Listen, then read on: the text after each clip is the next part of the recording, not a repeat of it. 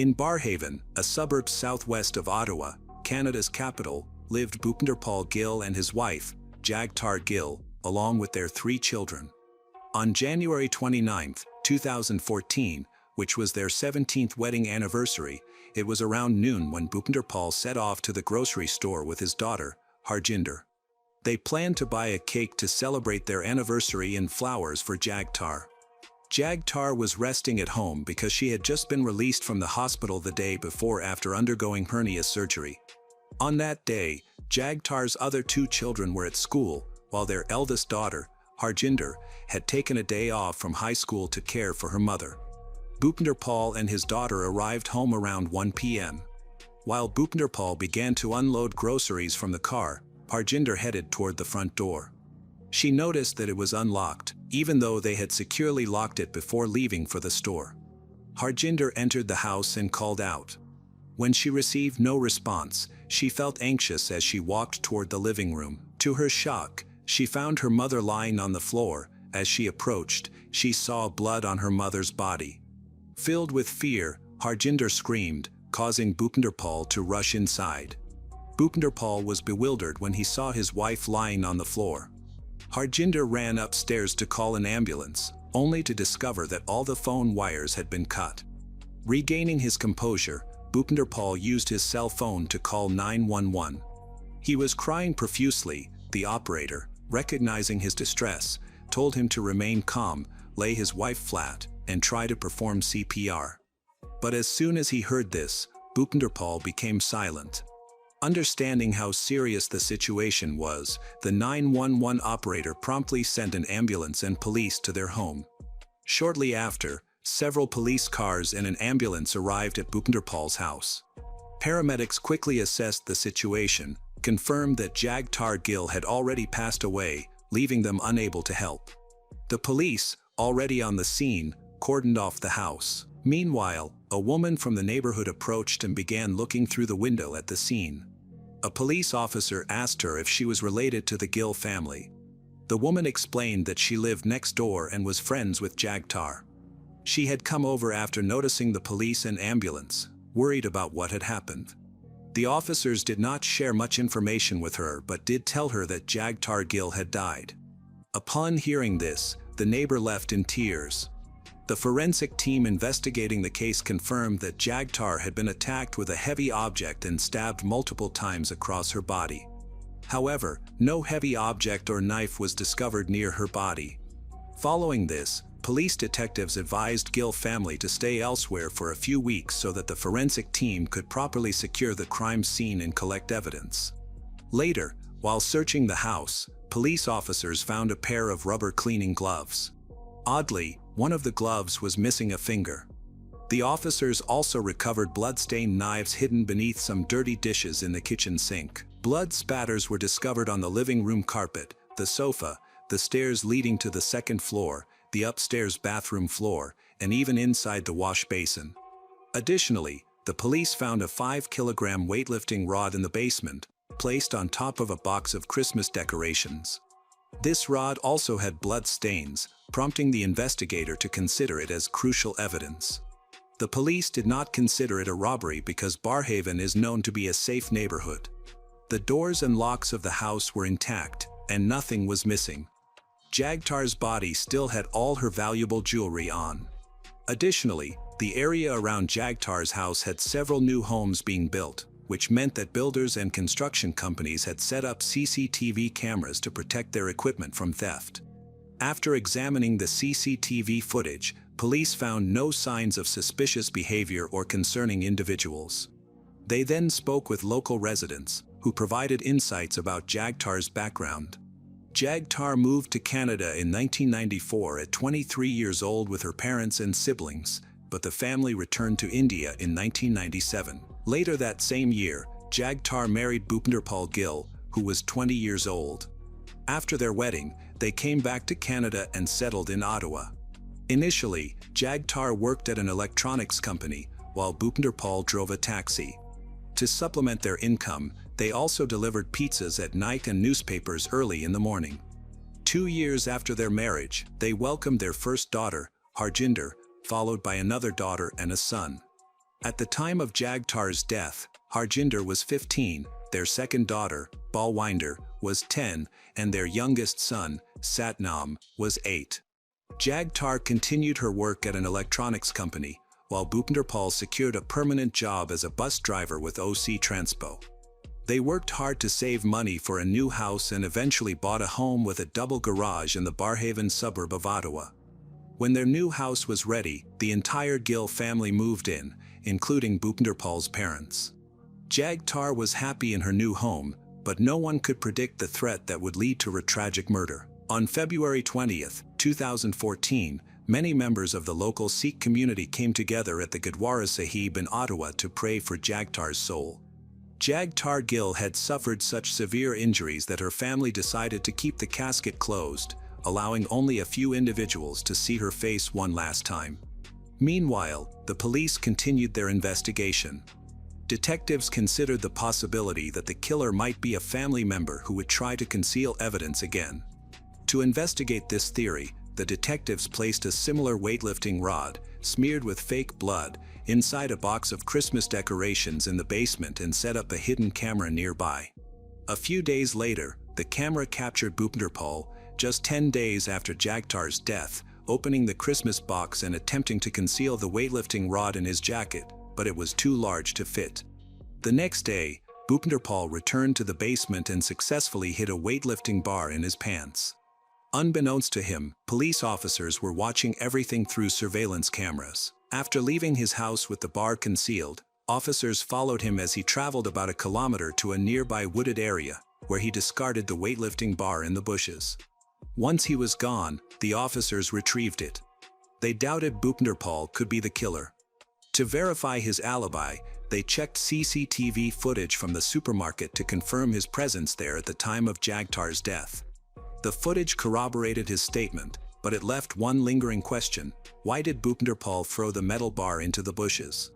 To investigate the situation, the officers created a fake news story claiming they had discovered a blood-stained weightlifting rod linked to Jagtar's murder in a wooded area.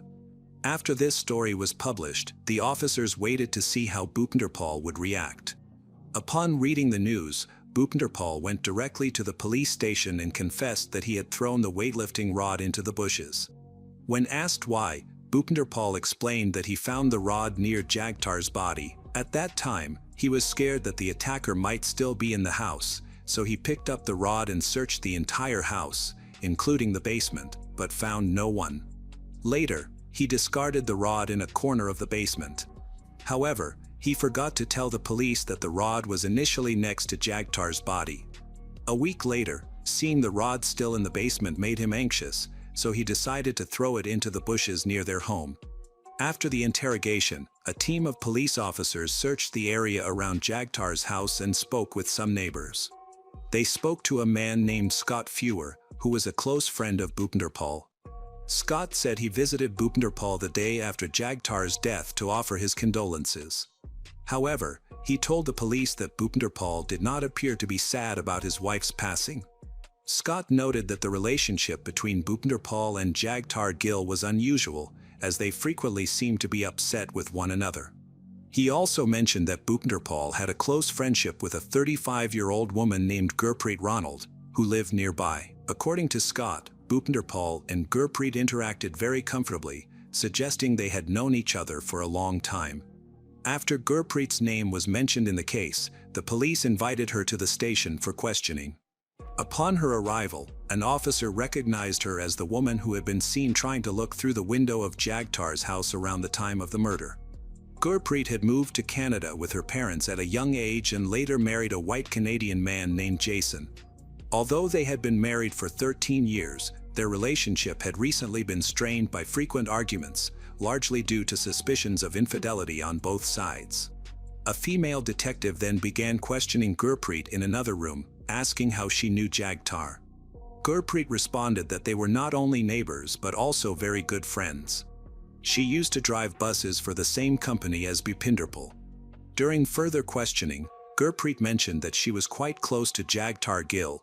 They would often go shopping together and spend their free time talking. The detective's next question focused on Gurpreet's activities on the day of the murder, January 29th, Gurpreet said she woke up early, had breakfast, and started cleaning her house. Later, she called her friend Rosa to plan a meeting for the afternoon. Rosa, an interior designer, needed help with a project for a friend's house. Before meeting Rosa at around 12:30 p.m., Gurpreet went shopping. The investigator asked which shopping center she visited and what she bought. Gurpreet initially said she went to a store but found nothing worth purchasing, so she returned home empty-handed. However, she later changed her story, saying she encountered Bhupinderpal and his daughter Harjinder at the store, where they were buying cabbage. Gurpreet also bought a cabbage, got home around 1:30 p.m. Upon returning, she noticed an ambulance outside Bhupinderpal's house and tried to look through the window to see what was happening. After this, the female detective asked Gurpreet about the relationship between Bhupinderpal and Jagtar Gill. Gurpreet described Jagtar Gill as a very traditional woman who adheres to Indian and Punjabi customs. She volunteered additional information about her character without being prompted. She also mentioned that she frequently communicated with Bhupinderpal through calls, messages because they worked at the same job and usually had overlapping shifts. After this, the female interrogator asked Gurpreet about the interior designer, Rosa, who was supposed to visit her. Gurpreet explained that when she returned home from shopping, she found her friend Rosa waiting at her front door. The interrogator observed that Gurpreet was providing overly detailed answers, as if she felt the need to justify herself. In the interview, the interrogator noticed that Gurpreet had a bandage on one of her fingers.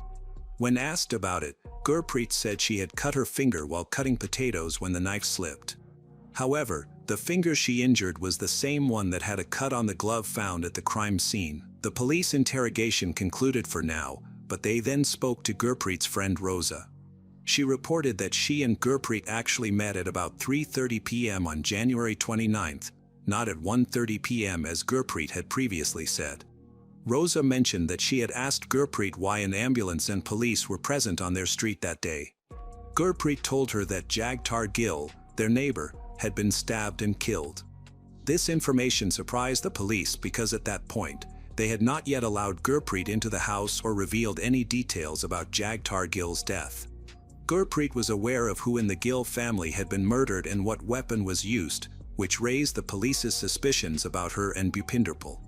It is not unusual for an attacker to accidentally injure themselves during a stabbing.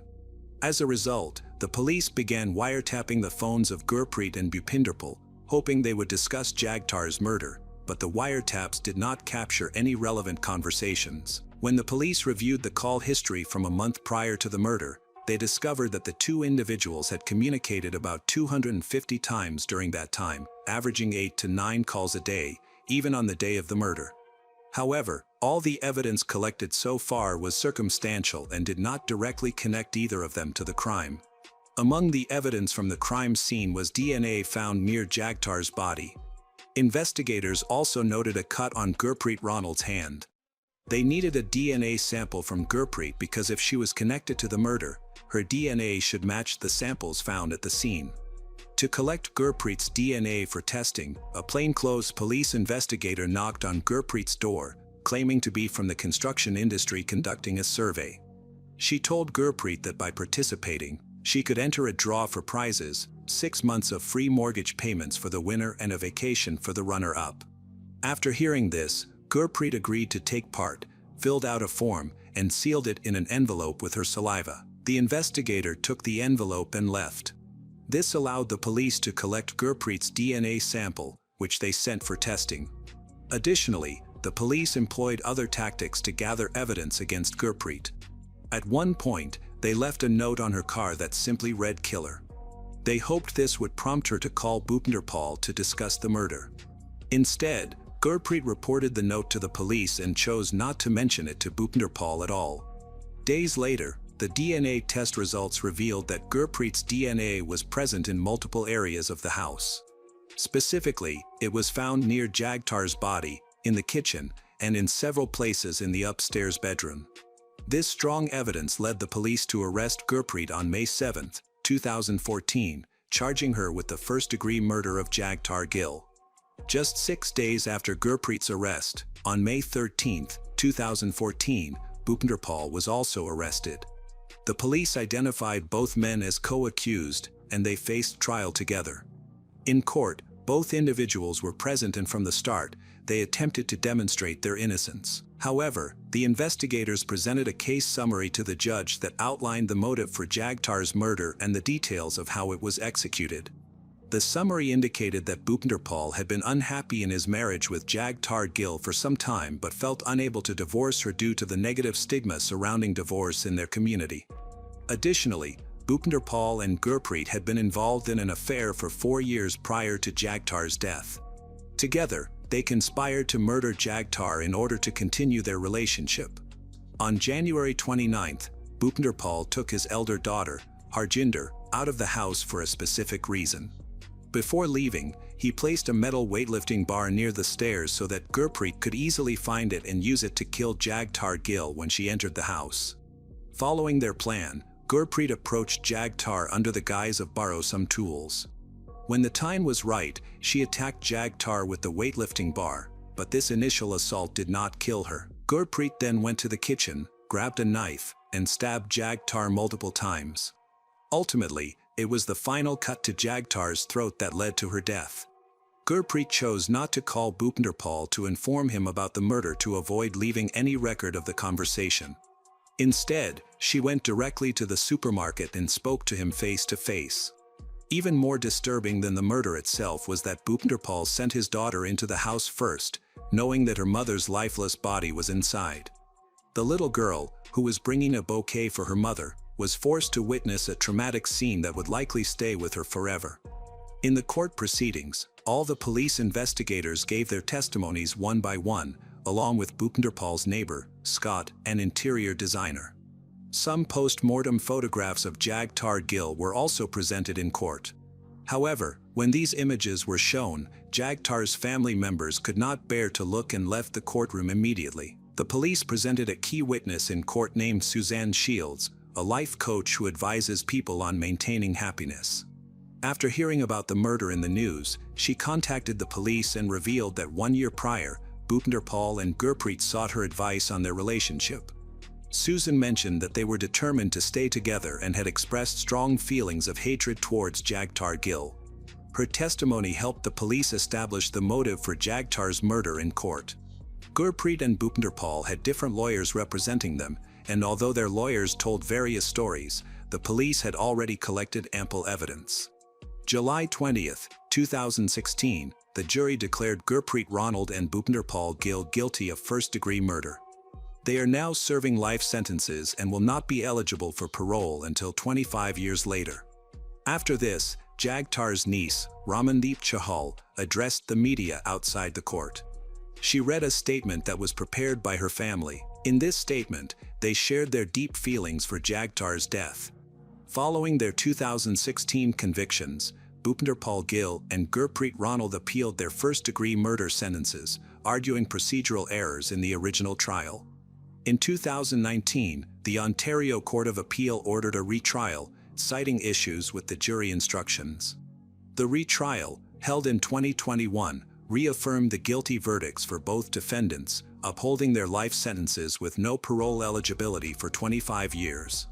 This outcome solidified the court's findings that Bhupinder Pal and Gurpreet conspired to murder Jagtar Gill to continue their affair, leaving the Gill family to grapple with their ongoing loss.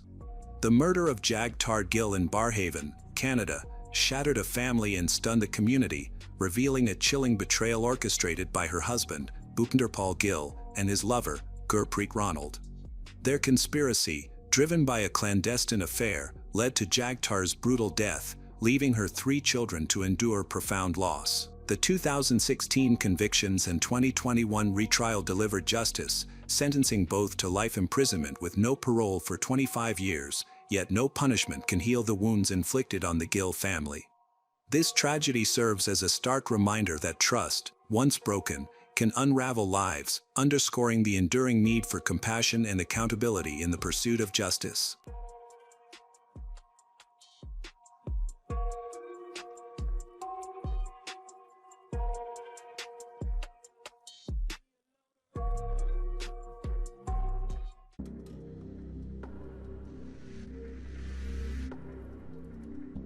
Hello everyone, today we will learn about another case. The case of Sweppel family. Stephen Sweppel graduated from a local university in the 80s with a degree in business and planned to build his finances during his studies. He worked various jobs, including as a bartender and lifeguard, but he always remained modest. When Stephen met Cheryl, they got to know each other, and the lovers became inseparable. Thus began a relationship in which they complemented each other excellently. At university, she was very smart and loved working with children, therefore, she became a social studies teacher, actively participating in everything from book and religious gatherings to various events with her beloved. Some time later, they got married. It seemed like a perfect union, destined to last forever. After several unsuccessful attempts to have children, Cheryl decided not to take any risks. As a result, they decided to adopt. Cheryl has adopted 4 children into her family, which was a thrilling experience for her, as she had always wanted to be a mother for those who needed it during their childhood. In the large house where they lived, Ethan, the eldest of all the adopted children, was born in 1998. They liked him very much because he was greatly interested in everything. He was showing energy that they appreciated for the sake of the family.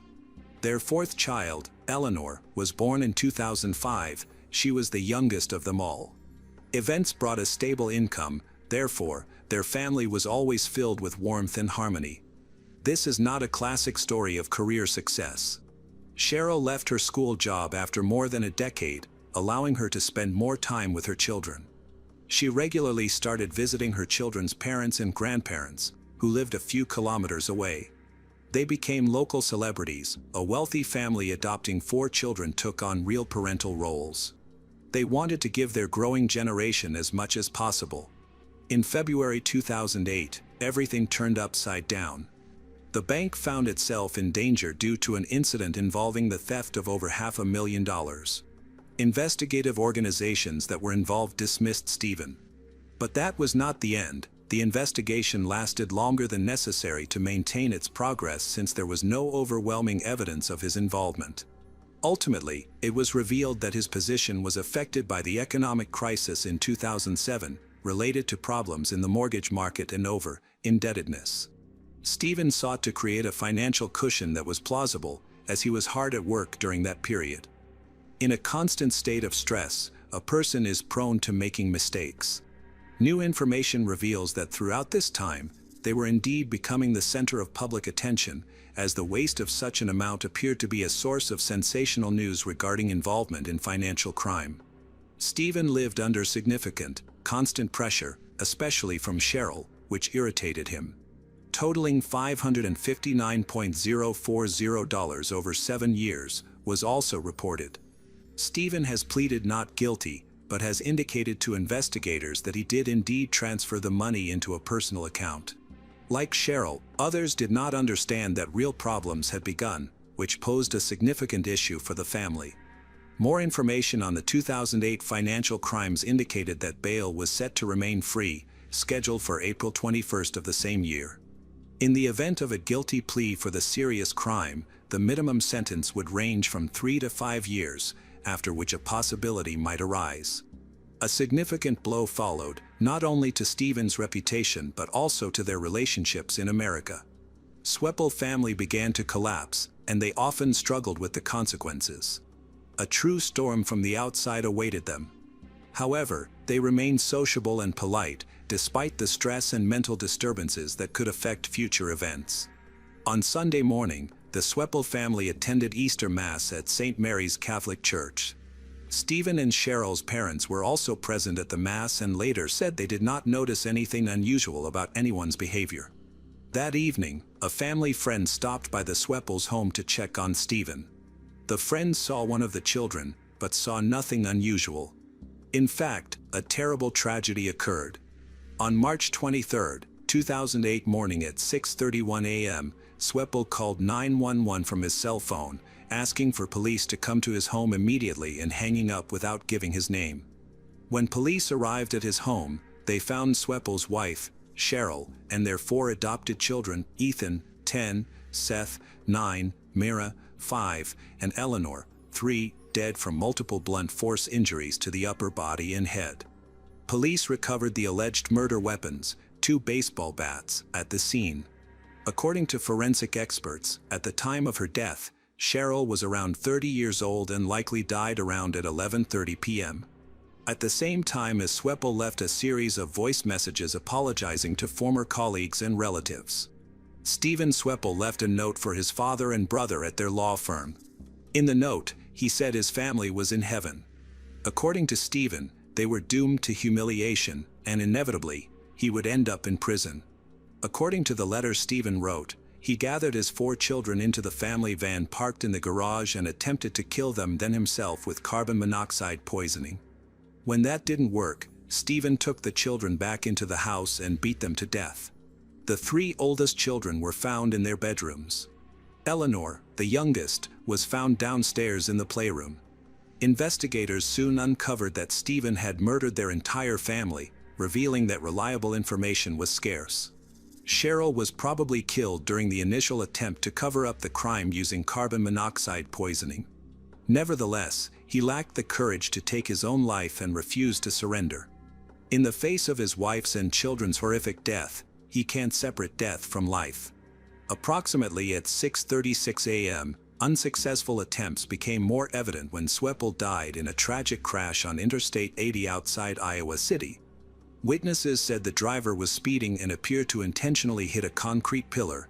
There were virtually no signs of slowing down at 100 kilometers per hour. Upon impact, the car overturned.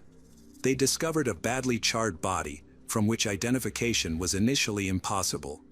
The community reported that the threat was gone, not ignoring the risk that he may have orchestrated his death to evade justice. The charred remains were identified using dental records, to everyone's relief amidst the horrifying events now unfolding.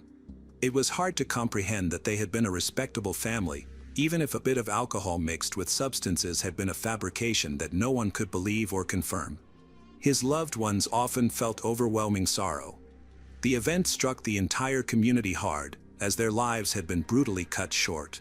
Stephen was not just a son-in-law to them, but a beloved son, and they sincerely mourned his death. On March 24th, their youngest child was to turn 3 years old. The term annihilator describes a phenomenon where a person kills their entire family. In this case, committing took his own life was akin to this situation. In 68% of cases involving family annihilators, they often kill to spare their loved ones from future suffering. Decent family men may seem like role models for family life, even if they begin to exhibit violent tendencies. The fact that Cheryl decided to return to work might have weighed heavily on him. Meanwhile, the mystery of the $500,000 stolen from the bank remains unsolved. Some believe everything is connected to the house that remained after settling the mortgage before going to court.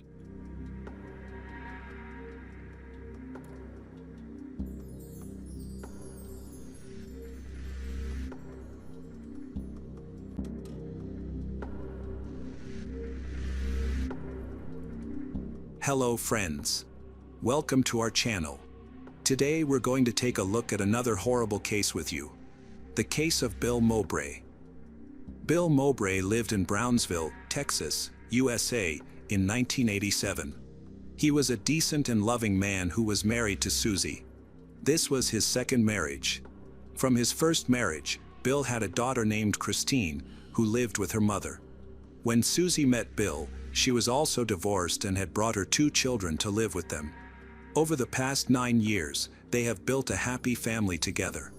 They were only 4 years apart in age and shared many things in common. Despite Susie's eccentric personality, Bill thought of her as the ideal wife. Bill was dedicated not only to his family but also to his career. After attending college, he began working in car sales and eventually transformed into a prominent businessman. By 1987, he had successfully managed Mal Motors, a Cadillac dealership in Brownsville, for 13 years. Susie actively supported his work, often visiting the dealership and even appearing in commercials broadcast across the city. Their success brought them considerable wealth, making them local celebrities regularly seen on TV.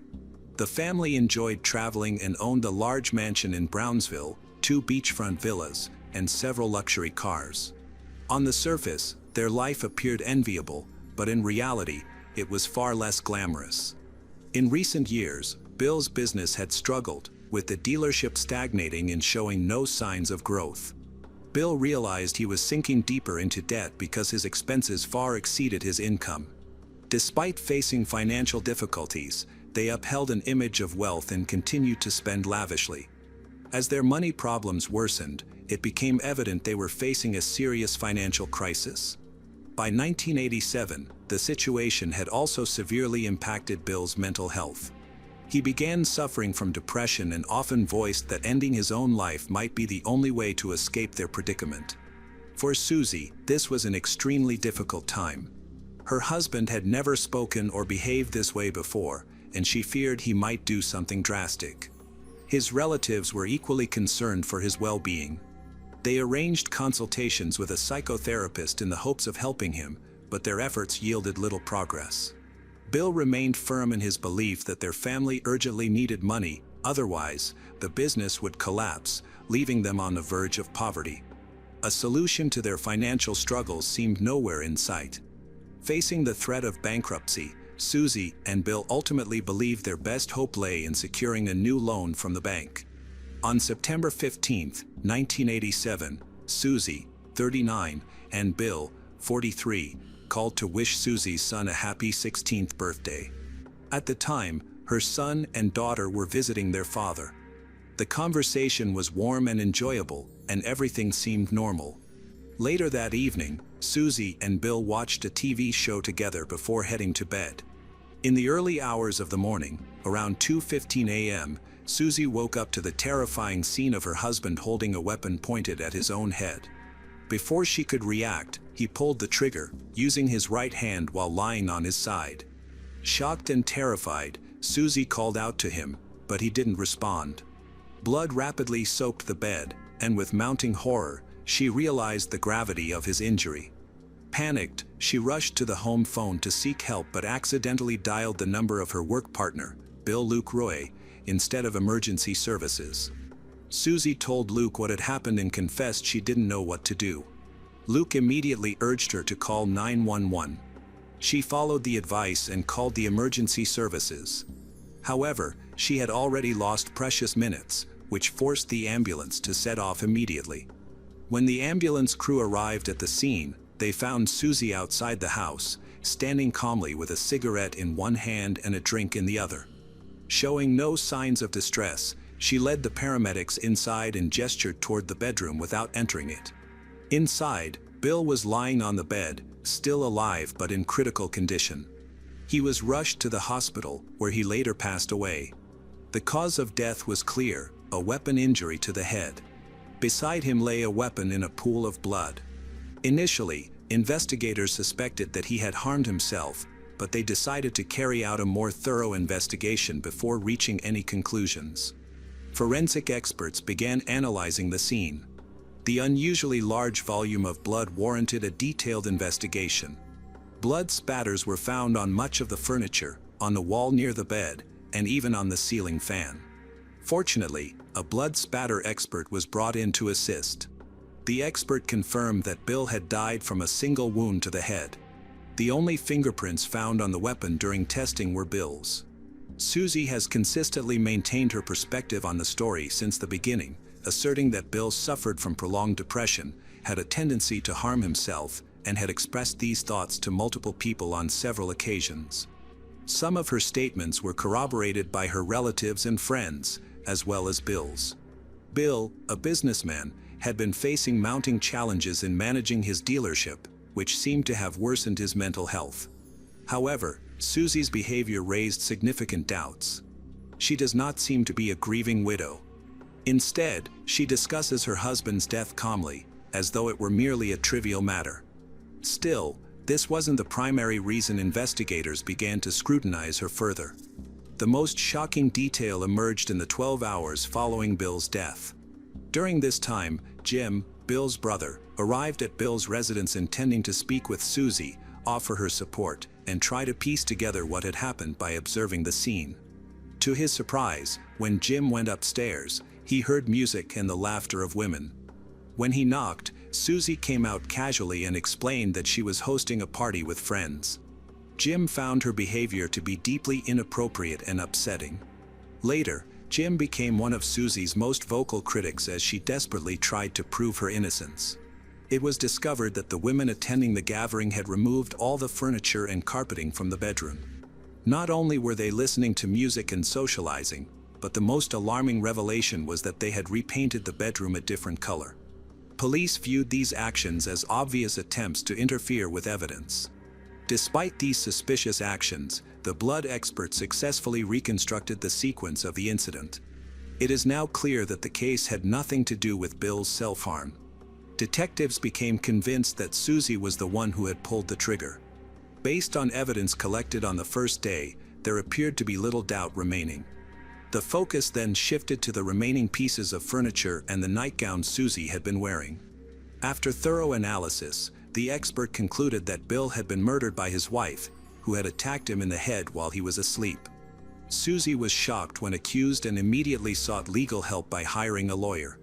The financial difficulties in their family's marriage have been confirmed by multiple sources. Susie said that Bill's unsuccessful attempt to obtain a bank loan led him to harm himself. Bill's family was aware of his dire financial situation, but not everyone believed that Susie was completely innocent. Detectives interviewed a loan officer at the bank who had interacted with Bill. The officer recounted how Bill had visited the bank in a deeply distraught state, even breaking down in tears. Bill reportedly stated that, without approval for a $200,000 loan, he would die. Unfortunately, Bill's financial situation was bleak, and his loan application was rejected. The loan officer had no choice but to turn him down. Numerous witnesses attested to Bill's desperation and emotional turmoil. Despite this evidence of Bill's deteriorating mental health, suspicions about Susie remained strong. Her behavior following her husband's death was widely perceived as celebratory rather than mournful. This interpretation led to widespread public condemnation and further distrust of her character. However, her lawyer firmly maintained her innocence. Bill Mowbray, a businessman, applied for a bank loan to keep his business running and pay off existing debts. However, the bank's refusal devastated him.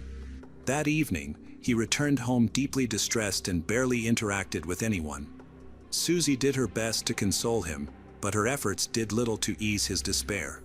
In the final days of his life, Bill fell into a severe depression as he desperately searched for a solution to his financial crisis.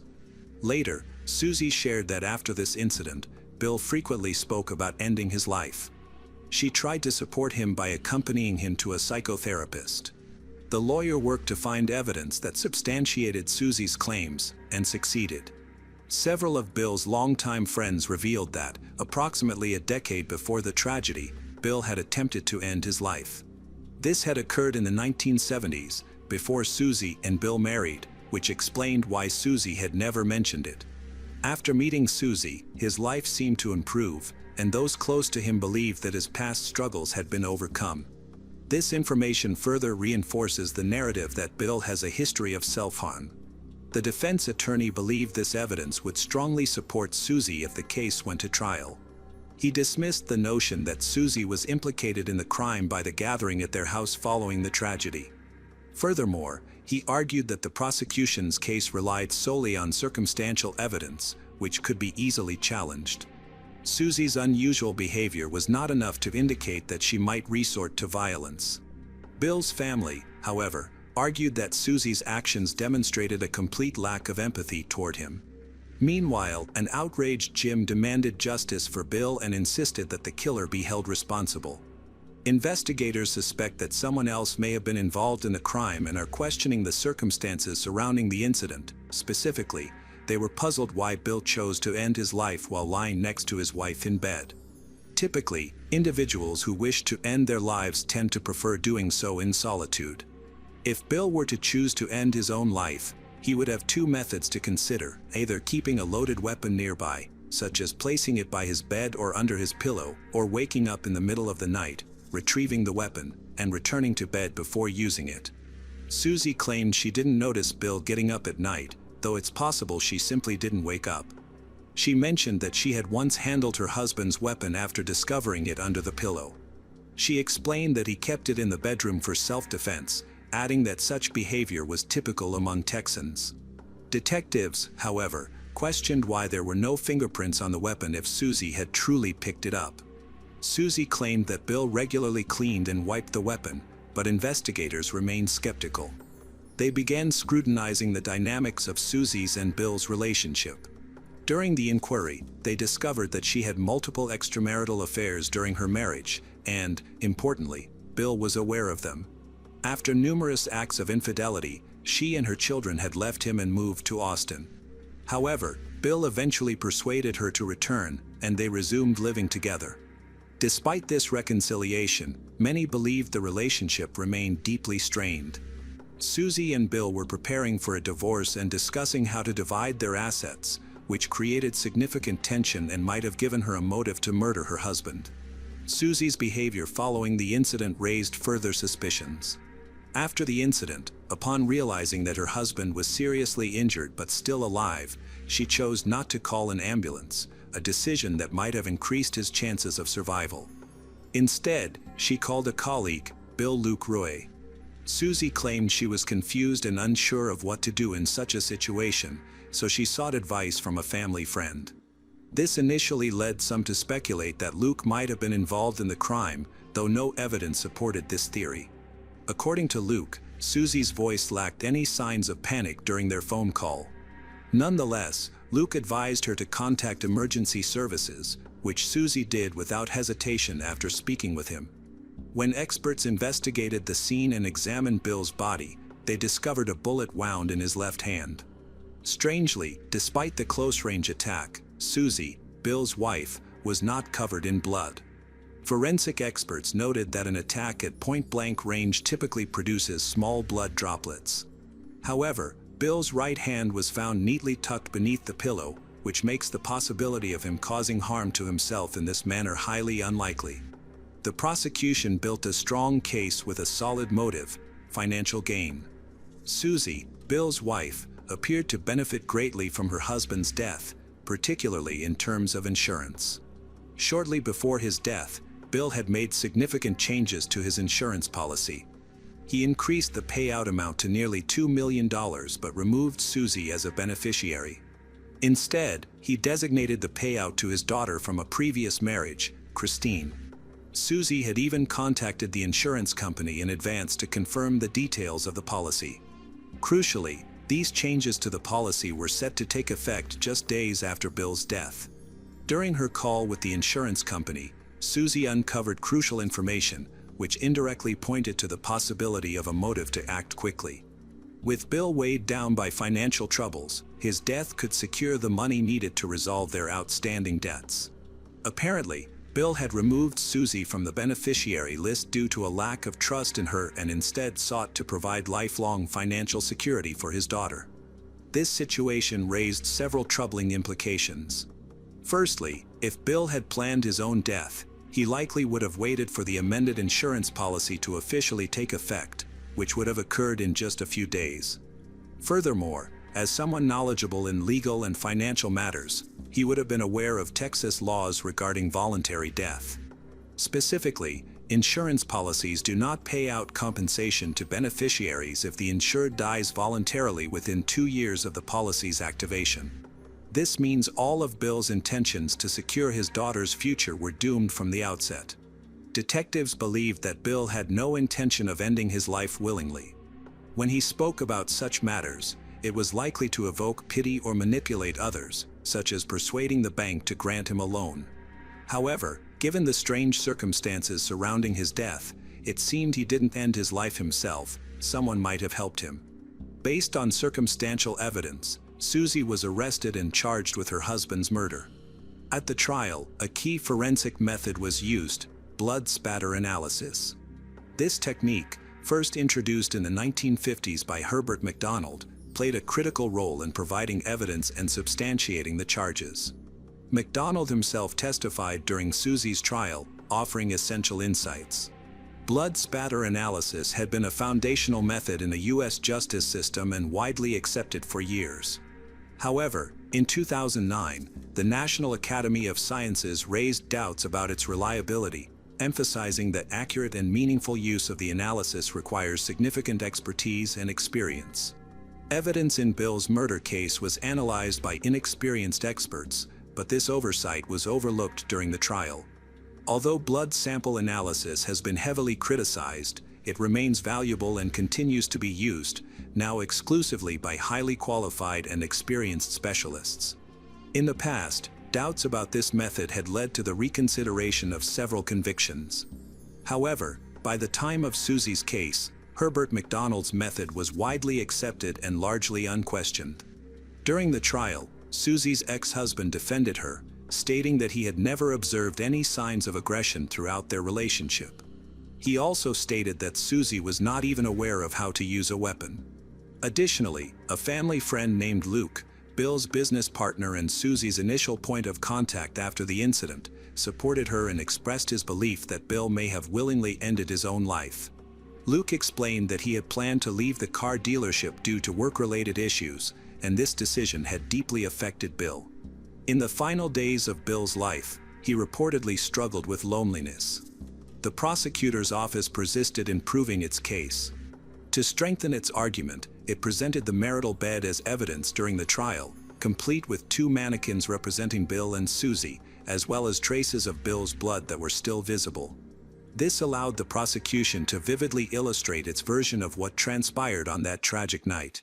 Despite the defense's efforts, the jury ultimately convicted Susie of murder, sentencing her on June 5, 1988, to life in prison without the possibility of parole. After the verdict, Susie still had a group of supporters who believed in her innocence, including her son, Wade, and her daughter from a previous marriage.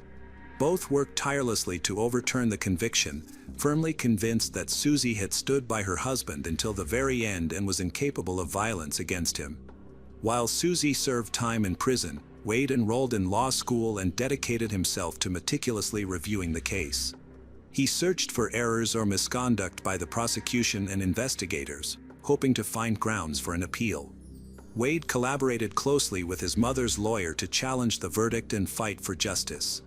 The case required processing a massive amount of complex information, which made the effort time-consuming. Wade was determined to secure justice as Susie had already spent 8 years in prison. Eventually, Susie's lawyer submitted a critical appeal that could not be dismissed. During the prosecution's case, the blood spatter analysis played a key role, but serious concerns emerged about whether the forensic expert had been qualified to handle this aspect. The expert had examined over 40 stains found on the nightgown. Interestingly, the prosecution's main piece of evidence turned out to be its biggest weakness. The defense disputed the accuracy of the tests conducted on the nightgown, arguing that various substances, not just blood, could cause the fabric to glow. Moreover, the nightgown had never been specifically tested for blood, and since it was no longer available, its credibility as evidence was entirely compromised. The appeal was accepted, leading to a thorough reconsideration of the evidence before the 1990 retrial. The absence of blood spatter on the weapon can be explained as follows. The gunshot to Bill's left arm likely occurred while he was holding the weapon under the pillow, with his left hand positioned on the opposite side of his head. The shot caused an exit wound. Certain actions of the experts during the retrial seemed questionable. For instance, the forensic expert who conducted Bill's autopsy made a key statement. Although he admitted that he could not be absolutely certain Susie had killed Bill, he maintained, perhaps to protect his reputation, that Bill could not have harmed himself without external assistance. Given that only Bill and Susie were in the house, Susie was naturally seen as the prime suspect. Wade's legal studies and collaboration with attorneys proved invaluable. Together, they uncovered evidence of a conspiracy that violated Susie's constitutional right to a fair trial. A major revelation emerged when the prosecution brought in Herbert McDonald to re-examine Susie's nightgown and the prior findings. Contrary to the prosecutor's expectations, McDonald decisively refuted the arguments supporting Susie's guilt. However, rather than sharing McDonald's expert opinion, the prosecution deliberately concealed it and continued relying on the flawed evidence against Susie. Wade played a vital role in the fight for his mother's freedom. He now faced the challenge of presenting his findings to convince the jury.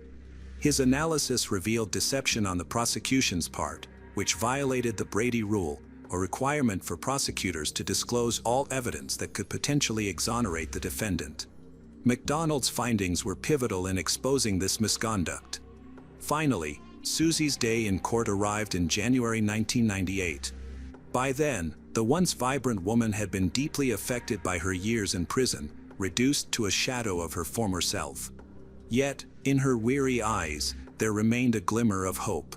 She continued to steadfastly maintain her innocence. Susie's friends, who attended the same unusual gathering where the bedroom was repainted after her husband's death, described the event as an odd prank. They explained that it was initiated by a woman attempting to cover up the unsettling red stains in the room. According to them, Susie was unaware that her actions would later lead to accusations of evidence tampering. Both friends defended her, with one stating that the room had not been cordoned off with police tape and no warning had been issued that the investigation was ongoing. In fact, investigators initially concluded that Bill's death was a result of self-harm and showed little interest in the scene. They had planned to close the case and archive it, allowing Susie to remain in the house without implementing any security measures, such as sealing the room with police tape. The other friend explained that the group merely wanted to help Susie, who hesitated to let her children return to a bedroom stained with blood. Influenced by alcohol, they decided to repaint the room before the kids came home. Neither friend believed that Susie was guilty of any wrongdoing. During the retrial, an unqualified expert who had analyzed Susie's nightgown admitted that his original testimony at her first trial was baseless and lacked scientific foundation. Forensic expert Herbert McDonald reviewed the flawed methods used in the investigation and expressed disbelief. The stains were measured visually without proper tools, and there was no confirmation that the stains were even blood. As a result, the evidence was deemed unconvincing. Susie's lawyer presented a compelling argument during the trial, which led the jury to reconsider their stance. They began to entertain the possibility that Bill, Susie's husband, had voluntarily chosen to end his own life. Substantial evidence later emerged, outweighing the vague testimonies provided by several of Bill's friends. The defense strategy focused on one key factor underlying the tragedy: Bill's financial difficulties. After his loan application was denied, his business faced imminent collapse, pushing his family close to poverty. To ensure that his daughter from a previous marriage would receive a larger insurance payout, Bill is said to have decided to end his own life. He spent his remaining savings on increasing the life insurance payout for her. Bill's decision not to wait just a few additional days may have been driven by severe depression or a sudden deterioration in his mental health, which could have left him incapable of fully understanding the legal implications. Accounts of Bill's behavior in the days leading up to his death supported this conclusion. The defense attorney believed their case had been effectively argued. However, during the closing arguments, Susie unexpectedly lost control. As the prosecution delivered its final remarks, she screamed that she had not killed her husband and collapsed in tears. This emotional outburst took everyone by surprise. On one hand, the jury recognized the sincerity in Susie's tears and assertions of innocence. On the other hand, her uncontrolled aggression complicated the situation. Deliberations over the verdict lasted for 4 hours of tense uncertainty. Although no definitive resolution was reached regarding Susie's guilt or innocence, she was ultimately acquitted of all charges on January 23, 1998. Despite her acquittal, she continued to face opposition, with critics focusing heavily on her behavior throughout the trial. While Susie's actions were undoubtedly unusual at times, her supporters, including her son and daughter, attributed her behavior to the emotional toll and stress she endured during the ordeal. Her opponents, however, claimed that her outburst during the trial was a calculated attempt to manipulate the jury. In contrast, her lawyer argued that the outburst was unplanned, insisting that such a risky tactic would have been ill-advised, particularly since the defense had already presented substantial evidence that might have backfired with the jury. During subsequent hearings, it was revealed that the nightgown had never been used as evidence. This omission raised concerns among the investigative team, as items of such significance rarely vanish without explanation. Speculation arose that the prosecution, facing heavy criticism for their strategy, may have intentionally disposed of the nightgown to prevent further examination. This theory gained traction as many believed the nightgown might have undermined their case, particularly given the opinion of Herbert MacDonald, whose expertise could have discredited their claims. Faced with mounting challenges, the prosecution seemingly had no viable path to continue their case. Susie Mowbray was acquitted on her 50th birthday, turning the occasion into a celebratory milestone. She expressed her gratitude to her son, Wade, describing it as the best anniversary gift she had ever received. In a 2001 interview, she reflected on her release, noting that others who had been wrongfully convicted alongside her had already been freed for 3 years.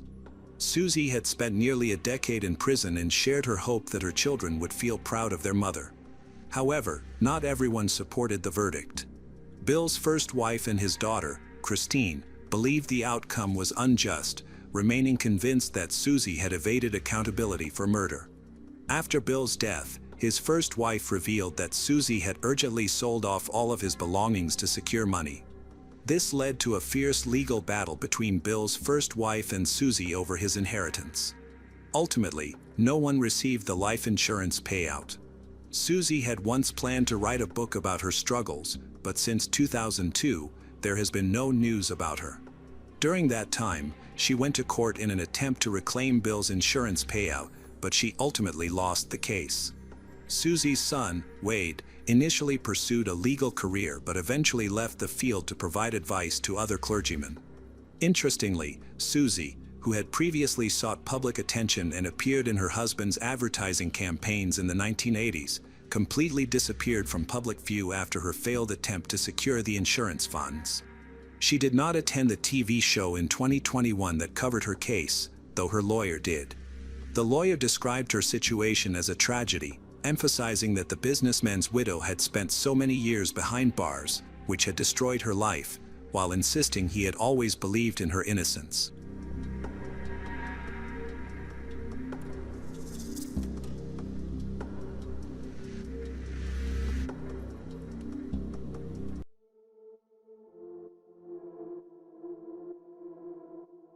Hello friends. Welcome to our channel. Today we're going to take a look at another horrible case with you. The case of Marty Hill. Marty Hill, 42, lives in a cozy little town called Prairie Village, Kansas, USA. She is energetic, cheerful, and kind. From a young age, she was drawn to fine art, dreaming of becoming an artist or designer. To pursue this dream, she worked hard, completed her studies, and gained the necessary educational background. Eventually, she fulfilled her dream by working in the design studio of a clothing company. At the company, Marty is always highly regarded for his outstanding achievements and reliability. So, when she failed to show up for work on September 8, 2010, without any notice, everyone immediately suspected that something was wrong. No one knew what had happened, and she had not requested any leave. Initially, her colleagues hoped she might just be running late. They tried calling her but received no response and decided to wait a little longer. An important meeting was scheduled for 10 a.m., and Marty's attendance was deemed essential. Her absence worried everyone since she was always responsible and fully aware of the meeting's importance. She is usually deeply involved with the group and consistently reports any issues, so her silence in this case is unusual. Growing increasingly uneasy, one of her friends tried calling her repeatedly, but the calls went unanswered. Overcome with fear, the friend began to break down in tears, sensing deep in her heart that something terrible might have happened to Marty. A friend decided to find out what had happened to Marty. One of her colleagues offered to visit her house and check on her. He arrived at her quiet residential neighborhood at 11:30 a.m. and knocked on her door, but there was no answer. This seemed odd, especially since her car was parked in the driveway, suggesting she should have been home. He walked around the house but saw nothing unusual, although he couldn't shake the feeling that something was wrong. The unsettling silence made him uneasy, so he returned to his car. The colleague returned to the office and discussed the situation with the others. They decided it was necessary to call the police to check on Marty. Because Marty had a 15-year-old daughter who was at school at the time, They agreed not to alarm her until they obtained more information about Marty's whereabouts. Eventually, the police were contacted, and the colleagues stayed near Marty's driveway, waiting for the police to arrive. The police arrived at the scene within minutes. When the officer knocked on the door, there was no response, and there were no signs of forced entry. Looking through a window, he noticed a woman's purse sitting on the kitchen table, which indicated that Marty should have been inside. Concerned, the officer decided to check the door, suspecting she might be unwell and in need of help. To his surprise, the door was unlocked. The officer entered the house and searched the first and second floors but found nothing out of the ordinary. He then proceeded to check the basement. Using a flashlight, the officer realized there were no lights in the basement. As he descended to the very bottom, he spotted someone lying in a large pool of blood, curled up in a fetal position. The dim light revealed a gruesome scene. The room was splattered with so much blood that it resembled a torture chamber.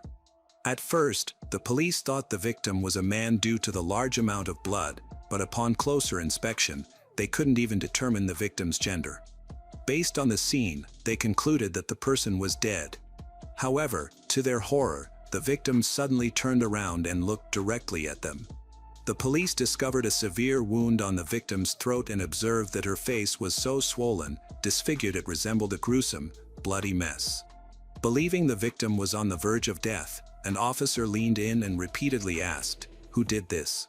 Despite his efforts, the victim struggled to breathe and was unable to speak.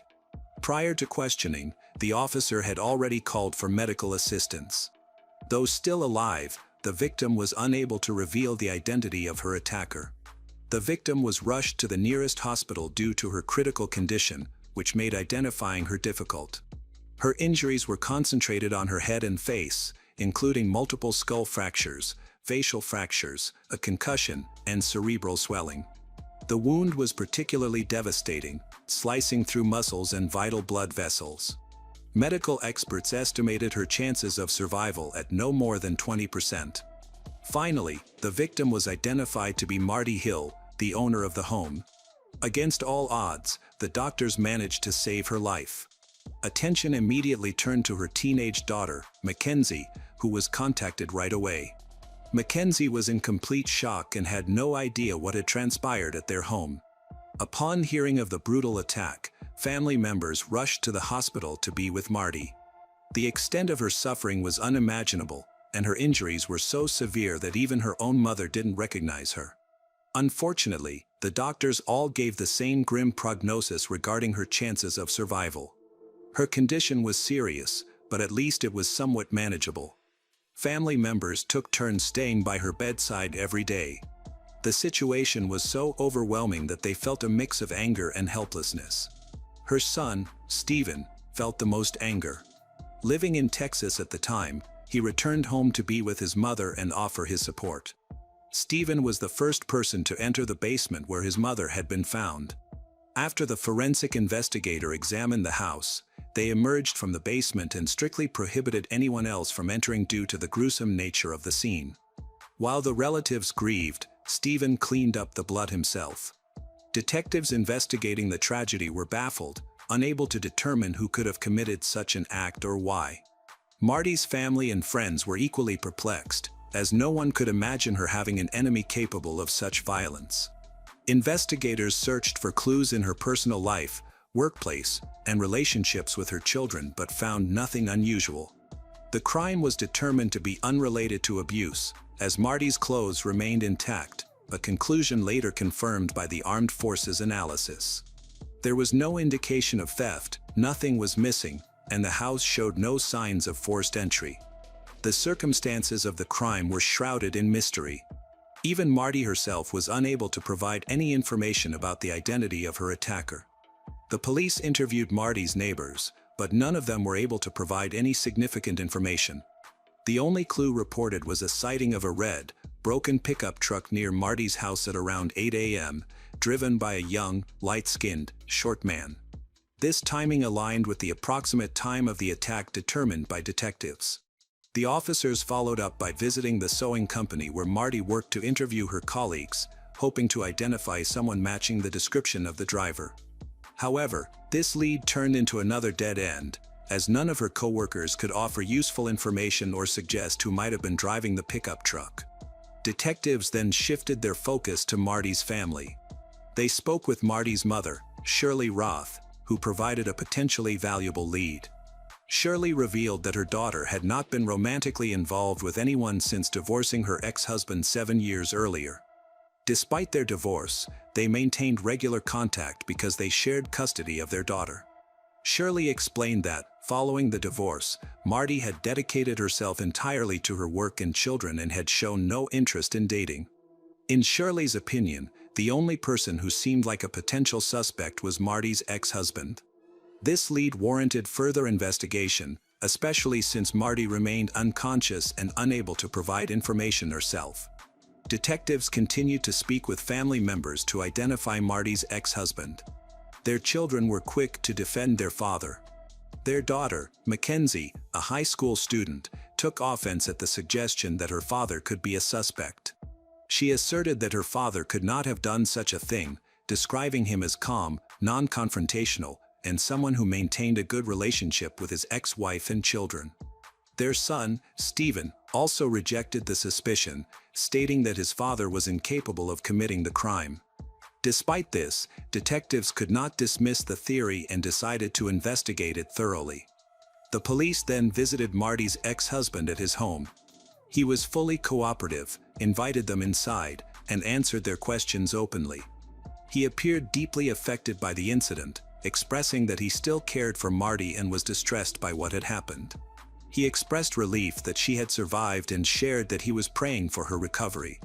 Although there was nothing initially suspicious, the police still needed to verify his alibi. He told them that, on the morning of the attack, he had taken his daughter to school before going to work. To confirm his statement, the police spoke with his daughter, Mackenzie, who was living with her grandmother, while they worked on verifying the details he had provided. A DNA sample was taken from him, though analysis would require time. For Mackenzie, the prohibition against seeing her father created additional hardship, making this a challenging period for everyone involved. The police also collected DNA samples from under Marty's nails, along with hair follicles found on her clothing. After comparing this evidence with the ex-husband's DNA, all suspicions about him were completely dismissed. His DNA did not match, and his alibi was verified. As a result, the ex-husband was officially cleared from the list of suspects, much to Mackenzie's relief. The family was finally able to reconnect and support one another as they waited for Marty to regain consciousness. Meanwhile, Marty's family tried to piece together what had happened and figure out who might have attacked her. Her mother, Shirley, recalled that not long before the incident, the grandmother's house had been broken into and robbed. This raised fears that the entire family could be targeted by a stalker intent on carrying out violent acts. However, the police had no definite answers, leaving the family engulfed in fear and paranoia. They had no clue who the perpetrator could be and clung to hope that Marty would recover and reveal what had truly happened. The family also recalled that, shortly before the attack, a handyman had visited Marty's house to change the locks. This handyman worked for B&J Construction, a company her mother and grandmother had trusted and hired for years. Coincidentally, he was the only unfamiliar person who had interacted with Marty in recent months. This raised suspicions that the handyman, who often did repair work for the family, might be connected to both the robbery and the assault. The police turned their attention to Brian Pennington, the handyman who had regularly visited Marty's house, her mother's house, and her grandmother's house to handle household repairs and maintenance. At the time, Brian was 26 years old, married, and the father of 2 children. He lived about an hour and a half away in a small town called Leeton, Missouri, with a population of around 500. On September 10, 2010, detectives decided to visit Brian's home. When they arrived, they immediately noticed a broken red pickup truck in the driveway, which matched a description provided by neighbors of a suspicious vehicle. However, the truck did not have license plates, so they were unable to confirm the match. Inside the house, they found Brian, who was cooperative and permitted the officers to enter his kitchen. He answered their questions openly. When asked about the truck, Brian explained that he didn't drive it because it had no license plates. He also mentioned that his last visit to Marty's house had been 3 to 4 days before the attack, during which he had checked the basement equipment. Brian didn't contact the police after seeing on the news that Marty had been attacked. He explained that he didn't know anything and couldn't provide any useful information about the case. Brian wasn't very familiar with Marty. Their interactions had been limited to working together on repairing her house. Although he considered her a respectable woman, that was all he could share with the authorities. However, detectives began to question his account. Their suspicions were triggered by the fresh scratches on his face, which might have been caused during a confrontation with Marty. When asked about these marks, he explained that they were caused by a dog that had scratched him while he was playing in the yard the day before the detectives came to visit. He acted fearful when accused of being involved in the crime, insisting that he was incapable of such an act.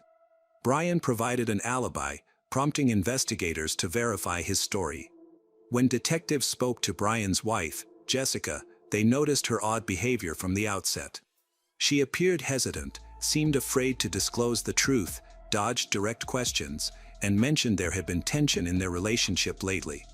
Jessica stated that her husband had been at home that morning, sleeping in another room, and added that the last time he had worked at Marty's house was about a month earlier.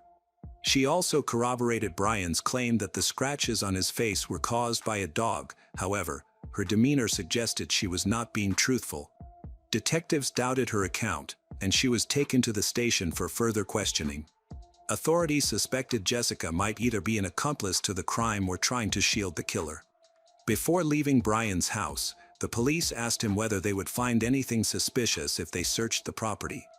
Brian confidently stated that they wouldn't find anything and even agreed to let them look around. However, in the laundry basket, at the very bottom, they discovered a pair of jeans with suspicious stains. Brian explained that the stains weren't blood but merely machine oil left over from working on a pickup truck. He allowed the police to take the jeans for testing and voluntarily provided his DNA samples for comparison. The items were immediately sent to the forensic lab, where tests confirmed the stains were blood, not oil. However, additional time was needed to extract the DNA profile and compare it. While detectives awaited the test results, Marty regained consciousness in the hospital 12 days after the attack. Although she was able to communicate shortly thereafter, her initial days out of unconsciousness were clouded by confusion. During this time, she experienced constant pain and discomfort. It's not surprising that Marty needed to take a large number of medications during her recovery. Her poor health may have stemmed from her reliance on these drugs, in addition to the severe injuries she suffered. Despite the extensive brain damage she endured, her memory remained largely intact. Marty informed the police that Brian Pennington was the one who had attacked her. She described that morning's incident as starting entirely normally. She woke up early, got ready for work, and followed her usual routine. Around 7:30 a.m., she heard a car stop in front of her house but didn't pay it much attention. Soon after, there was a knock at the door. It was Brian, who had worked on her house about a month earlier. Marty found his visit odd from the beginning. It was unplanned and too early in the morning. However, she reassured herself, thinking he might have been working nearby or had forgotten a tool during his last visit. Although she was hesitant to open the door, she ultimately decided to do so. The two had a brief conversation. Brian was polite and friendly, which helped ease her concerns. Brian explained that he had heard Marty was planning to sell her house and wanted to alert her to a problem he had noticed during the previous renovation. He insisted it was important and offered to show her the issue in the basement. Curiosity overcame her, and she agreed to follow him downstairs. She recounted that everything happened very quickly. Initially, they were just walking downstairs, but an unsettling feeling suddenly came over her. Brian grabbed her and pushed her down the stairs, causing her head to hit hard against the concrete floor. Brian violently attacked Marty, choking her until she lost consciousness. Later, Marty explained that her memories of the incident were hazy, as though she were trapped in a fog. She occasionally regained consciousness, only to lose it again shortly afterward. Eventually, a policeman arrived at her home, and she was taken to the hospital. Investigators needed evidence to support Marty's account.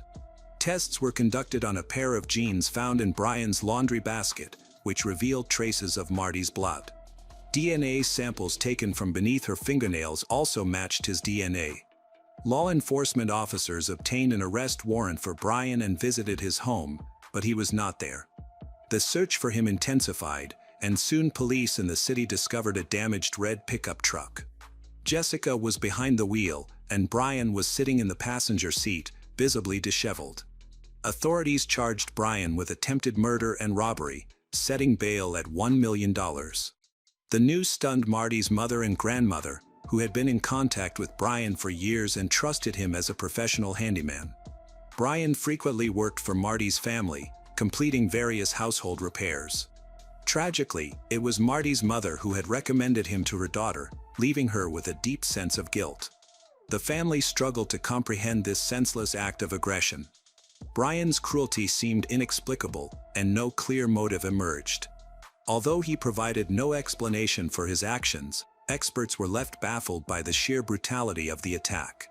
Doctors were amazed that Marty had survived at all. Brian's violence extended far beyond simply choking Marty into unconsciousness. He threw her down a staircase, causing her to land headfirst on a concrete floor, fracturing her skull. He continued his attack relentlessly, beating her and slashing her throat.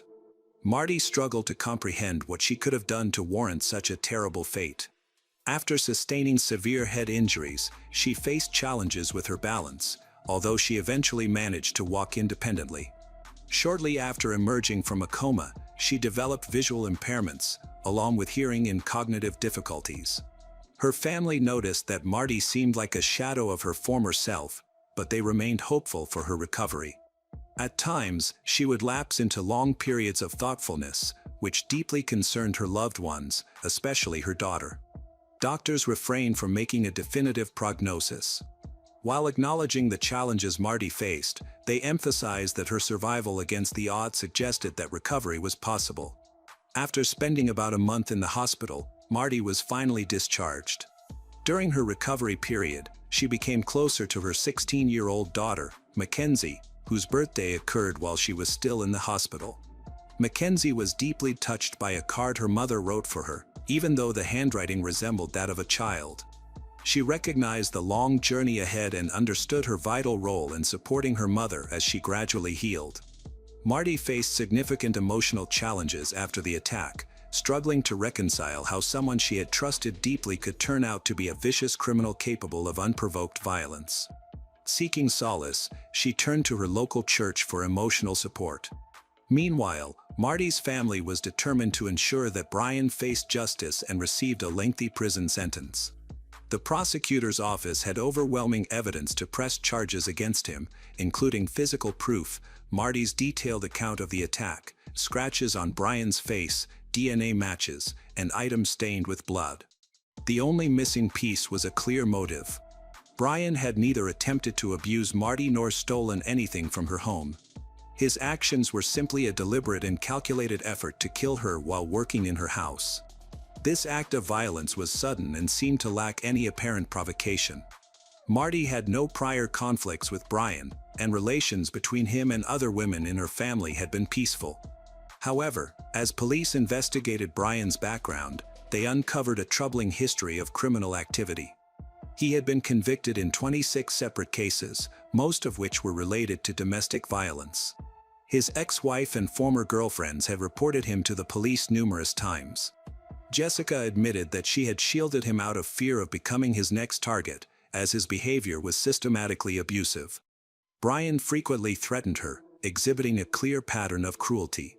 Jessica testified for the prosecution during the trial, stating that Brian was not home on the night of the attack. She explained that he had been away for hours and only returned around noon, after Marty was assaulted.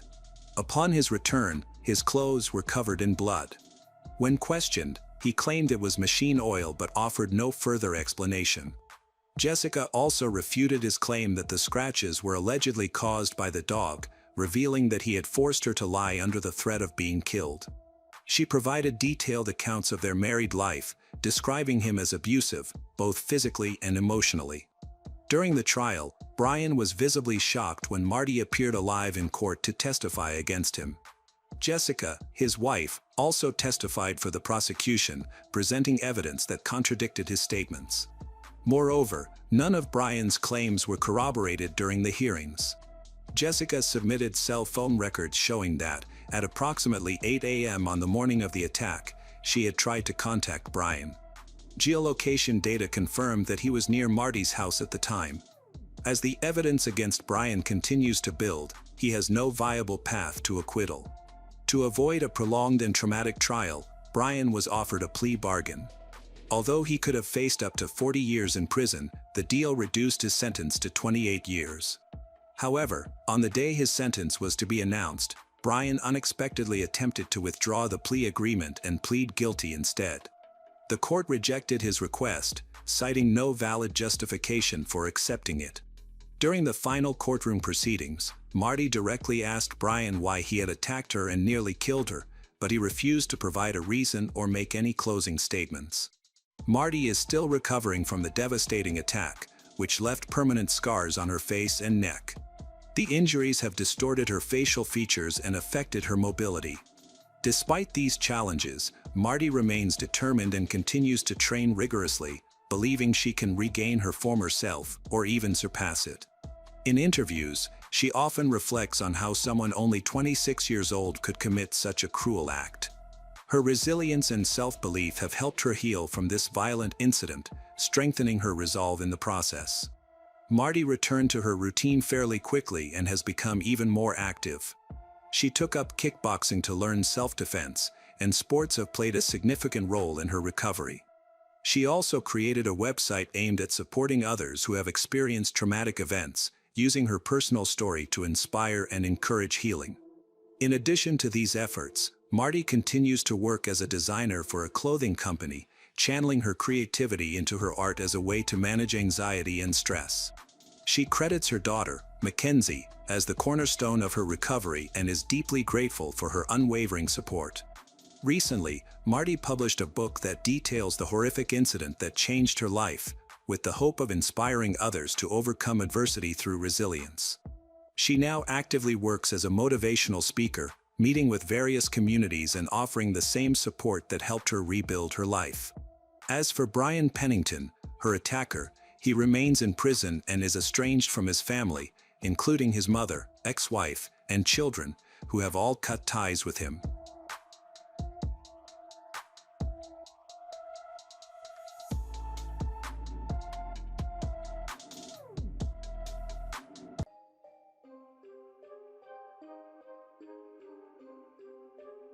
Hello everyone, today we will learn about another case. The case of Clelia Medina. Early in the morning on Sunday, February 17, 2008, a man was walking with his dog when he suddenly noticed that the dog was attracted to something strange on the ground.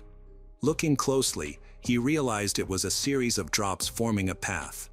He began to follow them, moving parallel to the canal, not far from Lambersart, France. The drops continued, leading him to the very shore where he noticed a body half submerged in the water. It was swollen and very pale. The man immediately reported it to the police. In the name of law enforcement, forensic experts began to carefully examine the area and the body itself. However, there was nothing that could help identify the female victim. It was not possible to find a handbag that might have contained documents, a mobile phone, or bank cards. The body was taken for an autopsy, and the police continued to investigate the area around the canal for any clues about the identity of the victim. While the medical examiner was working in his office, detectives checked the databases of missing persons to find anything that could help identify the body. In this area, no recent disappearances had been recorded. When it became obvious that the unidentified victim could not be recognized, forensic scientists began searching the canal bank for clues indicating the identity of the deceased or the perpetrator. In the relatively small area where the body was found, cigarette butts and anything that could contain human DNA were collected. To ensure that nothing was missed, a team of divers was called in to check the bottom of the canal. This decision turned out to be correct. One diver managed to retrieve a car jack from the bottom, found just a meter away from the body. The Jack, belonging to a standard set for a wing car, had a serial number indicating it was used in a vehicle produced in 1997. It had been in the water for quite a long time, so traces from its surface could have washed away. However, during the examination, human bloodstains were found. They continued to collect data. Initially, it was believed that the victim had been strangled, as characteristic marks remained on her neck. However, the forensic expert concluded that the cause of death was multiple strong blows to the head with a blunt object. The location and shape of the marks resembled those made by a car jack. There were suggestions that the girl could have died in a road accident, but the longer they attempted to prove this, the less plausible the theory seemed. It was soon decided to abandon this idea. It clearly indicated a methodical beating after which the body was simply thrown into the water. A toxicological examination showed that the victim was either intoxicated from alcohol or under the influence of prohibited substances. The deceased was fully dressed, and no signs of abuse were found. At the same time, there were no marks on her hands that would indicate she had fought for her life. The attack had likely come as a surprise to her, and she was unable to defend herself. According to the forensic expert, she died around 5 a.m. The police had only one clue that could help solve the mystery of her identity: a small stamp on her palm that had miraculously not washed away in the water. Such stamps are given to club visitors at the entrance, allowing security to recognize them without the need to check passes or flyers. Typically, these stamps are unique to each establishment and are not replicated. It was quickly discovered that the victim had visited the Buccaneer Club located nearby shortly before her death. Detectives arrived at the club, immediately spoke with the administration and employees, providing them with a description of the deceased. Two young men recognized the girl because she occasionally attended the disco, but no one knew her name. The detectives managed to access the recordings from the CCTV cameras. Thanks to that, the victim was identified. She had arrived at the club the day before she was found in the canal, apparently leaving Buccaneer around 3 a.m. and being killed by 5 a.m. What happened to her between 3 a.m. and 5 a.m. remained unknown. The police spoke to regular patrons and staff in the hope that someone recognized her from the CCTV footage, but no valuable clues about her identity emerged. So far, no missing persons reports had been filed. The police were left with only one option to identify the deceased: to hold a press conference and appeal to the public through the media. Detectives provided a detailed description of the victim and showed footage from the club's CCTV cameras. Within a few hours, a woman admitting that she was the mother of 18-year-old Clelia Medina. She reported that her daughter had gone to the club about a day before these events and had not returned or been in touch. She immediately became concerned. Relatives and friends had no idea where Clelia might have spent the night. No one had seen Clelia after visiting the club, which caused anxiety and prompted her mother to search for her. Approximately 36 hours had passed when she managed to contact the local police station in Lille, but received the standard excuse that law enforcement officers did not want to waste time looking for a girl who had simply gone on a spree after the club and was likely spending time with friends or a boyfriend. When she saw a news program about the police announcing the discovery of a body and the terrible circumstances surrounding the tragedy, she initially tried to dismiss any bad thoughts about it possibly being her daughter. However, the worry persisted. She literally felt that something bad had happened to her daughter and feared that it was Clelia's body that had been found in the canal. She acted extremely worried and was very agitated, providing somewhat confused information due to her emotional state. Therefore, the police decided to verify the information with Clelia's cousin, who had been with Clelia that evening. The young man confirmed some of the details provided by Clelia's mother. He helped to clarify valuable information such as the clothing and piercing locations that Clelia had. The victim's identity was almost completely matched. Clelia's mother was notified of the coincidence and was invited to identify the body. All doubts were finally dispelled. The mother was shocked by her daughter's tragic death, and she immediately began to cry. She struggled to understand who could have done this, as her daughter was an ordinary girl who did not associate with problematic people. According to her cousin, they had planned to go to Buccaneer Club together, the seal of which was found on her hand. He described his relationship with Clelia as very friendly and warm. They communicated well, supported each other. That evening, everyone was in good spirits. From the very beginning, Clelia's mother had been worried about her daughter attending the party. She felt strongly that Clelia should not go. To calm her mother, Clelia explained that they would not be walking home alone and that everything would be fine. Despite the fact that her cousin took her to the club, he did not intend to stay there long. Clelia managed to reassure her mother by telling her that her ex-boyfriend, 19-year-old Julian Saley, was supposed to drive her home. The whole family knew him well and trusted him. Julian Saley and Clelia had been in a relationship for about a year, which had ended a couple of months before Clelia's death. As Clelia's mother noted, even after the breakup, they continued to communicate as friends. Law enforcement officers decided to check the records of telephone conversations, which verified that Clelia had indeed called her ex-boyfriend when she left the club. However, the police did not have time to visit his home, as he came to the station on his own initiative to talk to the investigators. Julian was eager to help because he was worried about what had happened. In his statement, he emphasized that Clelia had contacted him after he left the cinema. He promptly went to the club, where he picked her up in his car in the parking lot. They spent some time together at his house, but at about 4:30 in the morning, Clelia headed home. Julian believed that she could have been attacked during this time. The police immediately questioned why he did not drive Clelia home at such a late hour. He explained that it was only a short walk left to get home, as the houses were located close together. It was already getting light, he was very tired and drunk, so cannot take her home. Clelia herself did not want to impose on anyone and was not afraid for her safety. Unfortunately, Julian simply went to bed and turned off his mobile phone to avoid being disturbed. Until he woke up, he could not reach Clelia but did not think much of it, believing that she could be spending time with someone new, as there was no romantic relationship between them anymore. However, upon learning about the tragedy in the Medina family, Julian felt compelled to help with the investigation, so provided his testimony. The detectives, however, immediately suspected that he might not just want to help. Such behavior is often seen in murderers attempting to divert suspicion from themselves. Thus, they decided not to let him leave too quickly, hoping he would either incriminate himself or provide genuine assistance in the investigation. Suspicion grew stronger as Julian reacted very calmly to the details of the crime. He did not show any emotions when looking at the disfigured image, and he appeared neither upset nor shocked. His lack of reaction to the details of his ex-girlfriend's death, combined with the fact that he was the last person to see her, made him a person of interest to the detectives. It is known that in such cases, exes are often involved, who kill out of jealousy, resentment, or revenge. To establish or refute this, the investigators asked Julian to show them his car. The detective specifically did not mention the jack that had been found in the canal.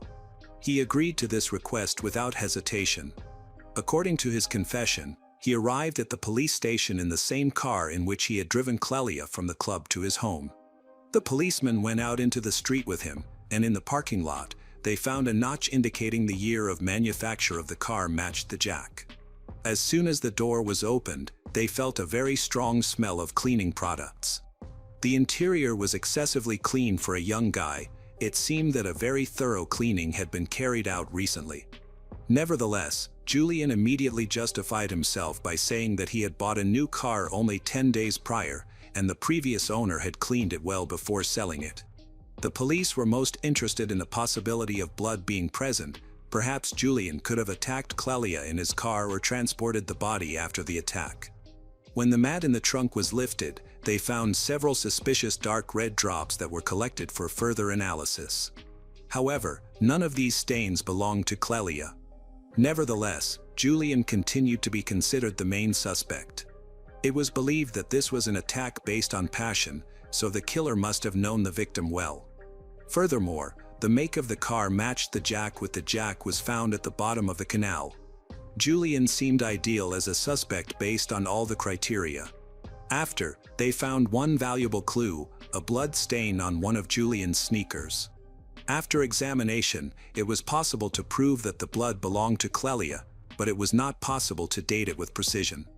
Julian insisted that the stain appeared by chance when Clelia had a nosebleed about a month before the tragedy. However, his words could not be confirmed or refuted, so this evidence turned out to be indirect. Even Clelia's family was sure that Julian could not have done this. He had always been a very nice guy. Clelia's mother believed wholeheartedly that he was not capable of murder. She commented that Clelia was almost crazy about Julian based on his appearance. He was very kind, loving, and gave Clelia many gifts. However, their relationship was not entirely smooth. They often argued. Julian as an accomplished young man for his age. He grew up in a strict but loving family in Lille, France. From an early age, he was interested in sports, especially football, which he played with his father. He was not prone to violence and avoided fights, despite being in perfect shape. However, he was forced to drop out of school because of football, wanting to build a sports career, and simply chose training over textbooks. His parents supported their son's decision, especially since he was mature enough for his age. At the same time, they described him as charming but very jealous. They mentioned that he could become upset over a random photo of a stranger on the internet that Clelia was looking at. As their relationship progressed, Julian became more and more jealous.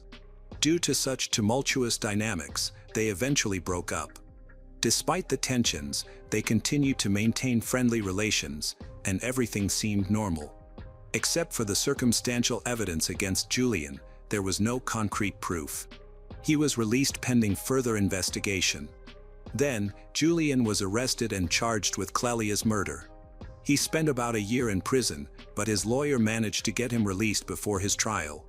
Julian repeatedly appealed, claiming there was insufficient evidence to convict him, and was released on bail. However, this lasted until 2011, when his formal trial began. A rather controversial trial lay ahead. From the very beginning, the situation was tense, partly because Clelia's family had changed their opinion about Julian over the lengthy investigation period.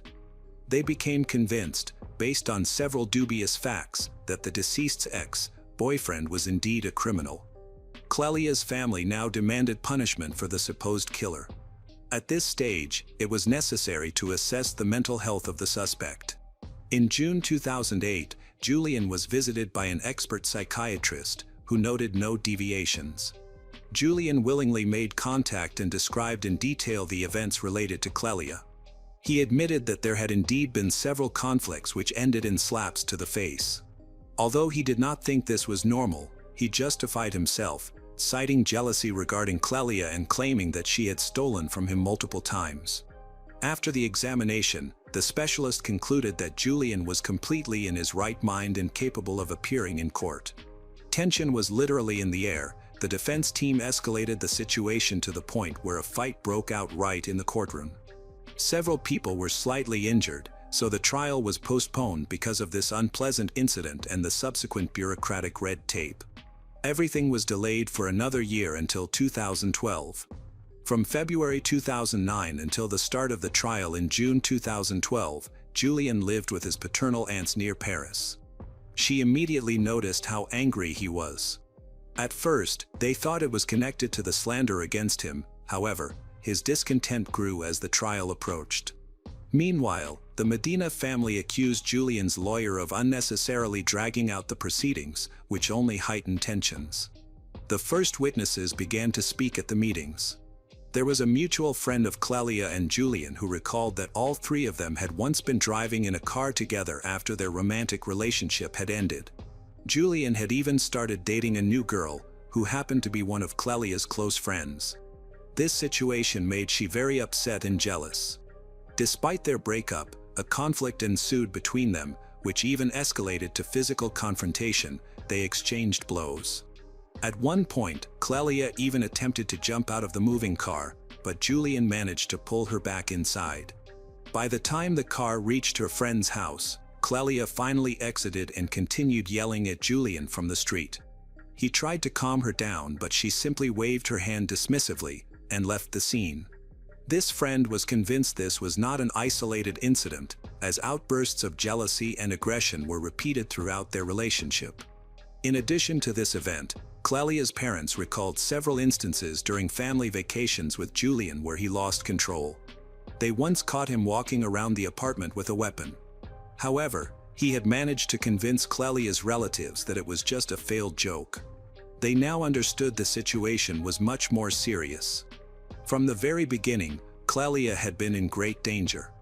Another friend of Julian recounted an incident where, in a fit of rage, he began to choke one of his girlfriends. The once pleasant, sociable, and good-natured Julian was now portrayed as a monster capable of losing control at any moment. So, the change in the Medina family's attitude toward him did not seem strange. Julian had lied about the time. He told the police that Clelia left his house at 4:30 a.m. Detectives managed to track their mobile phones and prove that they were still together at 5 a.m., which is when Clelia was believed to have died. Subsequently, Clelia's phone unexpectedly turned off at 5:10 a.m. Previously, during an interrogation, Julian said that attempted to contact Clelia again but could not get a response. Detectives believed the call to his ex-girlfriend was made intentionally to create an alibi. Shortly thereafter, Julian's phone also turned off for several hours. Investigators suspected he deliberately turned off his devices to avoid being tracked. Despite all the circumstantial evidence against him, Julian continued to insist on his innocence. His lawyer argued that none of this evidence proved his guilt beyond a reasonable doubt. Throughout the investigation, detectives tried to extract a confession from Julian, but he steadfastly maintained his innocence. The pressure from authorities led him to feel embittered. He claimed that the persecution caused him to face difficulties in real life and to suffer from insults, unfounded accusations. Phone records revealed something intriguing. Julian's new girlfriend also tried to contact Clelia shortly before the murder. At first, she did not disclose any details as to why she tried to contact Clelia at all. However, in 2011, the girl spoke to detectives and made a rather dubious statement. According to her, she felt guilty that Clelia was dead. The reason for her fears stemmed from the fact that, as a close friend of Clelia, she was dating Julian. This clearly caused great discontent for his ex-girlfriend, who took every opportunity to contact him. On that fateful night, Julian's new girlfriend decided to act on her feelings. She did not like Clelia as such attention directed at the guy. She believed that this was the impetus for another conflict between the exes, which ended tragically. When the police received this statement, they were puzzled and decided to explore this new details. The application ended up at the station, and detectives tried to find out if it was possible that she was an accomplice. They insisted that Julian's new girlfriend may have unintentionally provoked the attack but did not pursue such a goal intentionally. According to her, she had been afraid to admit it because she feared her boyfriend's reaction. The neck of the deceased showed clear signs of strangulation, as if her throat had been squeezed with bare hands. Apparently, the victim could not have been killed in this way, so the criminal used a metal jack from the car. Although it was inconvenient, it quickly became the instrument that ended the innocent girl's life. The killer inflicted a large number of blows to her head and face, which proved fatal. The degree of cruelty was astounding. He broke her facial bones. The prosecutor addressed the jury, stating that leaving such a dangerous person at large was a crime. Despite the circumstantial nature of the evidence, the prosecution managed to prove the defendant's guilt. The prosecution's witnesses appeared scared as they recounted their experiences with the real Julian. The jury found Julian solely guilty of premeditated murder. As he left the courtroom, he turned to the victim's family and said something that sounded like a threat. From the very moment Julian found himself behind bars, he began writing endless appeals to challenge the sentence, insisting that he was a victim of bias and incompetence. Probably feeling his helplessness and unbearable situation, he even insulted one of the judges in writing, subsequently refusing to retract his comments, insisting he was a victim of governmental arbitrariness. However, all his requests were rejected. While in prison, he was involved in another incident related to his inability to control his aggression. Using a homemade sharpener, he threatened to kill one of the prison guards, whom he took hostage for several minutes. Julian was eventually overpowered and neutralized. Now, he remains behind bars.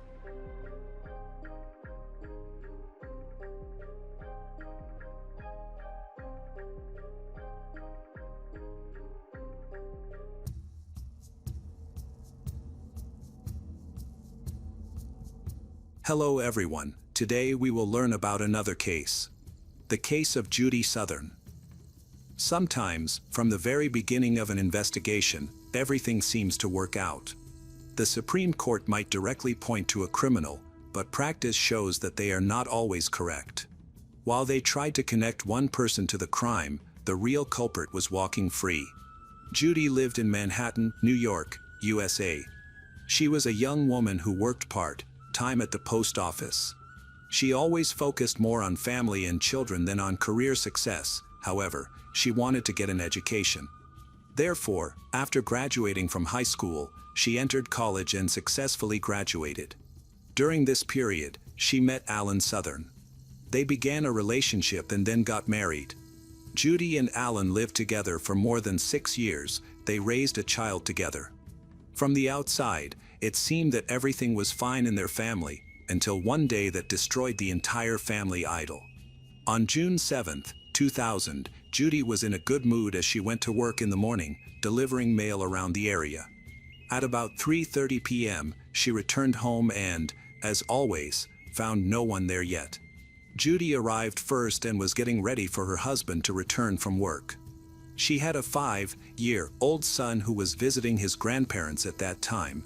The boy was supposed to return in the evening.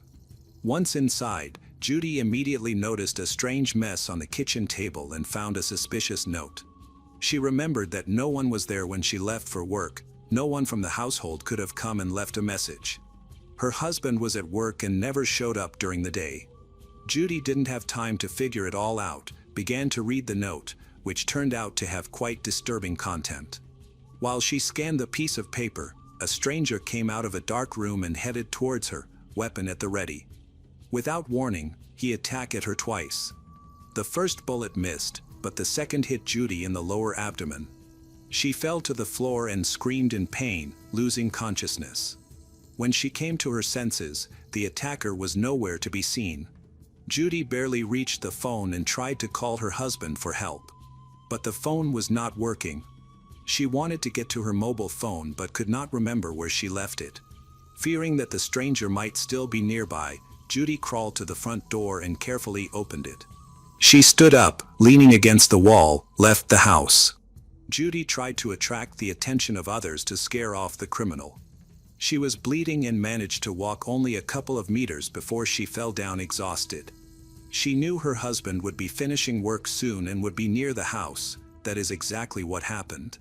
A few minutes later, he drove up in his car and immediately noticed his wife lying on the ground near the house. Judy was covered in blood but still alive. Alan picked her up and placed her in the back seat of the car. Judy was weak but tried to tell him about the attack. She pointed to the courtyard, but her husband still didn't understand what she wanted. There was no time to figure it out. Alan realized his wife's condition could be critical. Driving towards the hospital, Alan dialed 911, informed them that he had found his wife wounded near their house and was heading to the hospital. He asked them to meet them on the way. Judy was still conscious, said that a man had attacked her. She mentioned the name like Barry several times, claiming he had set up an ambush. By the time Judy arrived at the hospital, she had already lost consciousness. Doctors urgently took her to the operating room, but she died right on the table before receiving help. Her twin sister, Trudy Smith, arrived at the medical center a few minutes later. Alan informed her about the attack. She hurried because she wanted to support her sister. However, she doesn't have enough time. When Trudy received the tragic news of her sister's death, she approached Alan and accused him of what had happened. Alan seemed embarrassed. Trudy vowed to bring him to justice. The police immediately spoke to Alan, who became the main suspect. Because, typically, the closest people are involved in such cases. From the very beginning, Alan referenced Judy's own words about the shooting and the ambush organized by a certain Barry. The problem was that he did not know a single person among her acquaintances by that name. Trudy also could not recall anyone by that name. Meanwhile, forensic experts examined the crime scene and managed to find a considerable amount of evidence confirming that someone had indeed set up an ambush there and spent a significant amount of time in the house waiting for the victim. Such persistence seemed to indicate hatred, anger, and a personal motive. This only confirmed to the detectives that the criminal should be sought among the victim's immediate surroundings. Nothing was stolen from the house, so the robbery theory was immediately excluded. Mysterious Barry had taken a shower, played video games, and even found an adult toy belonging to Judy. It is not known what he did with it or why he left it in a prominent place in the bedroom. It became why Judy could not call from home for help. It was impossible because the killer had cut the phone line. He clearly wanted to deprive the victim of any chance to survive, and it worked. Doctors were sure that with timely assistance, she could have been saved. Despite the fact that the shot did not kill her immediately and she was able to leave the house, there was no one to help her.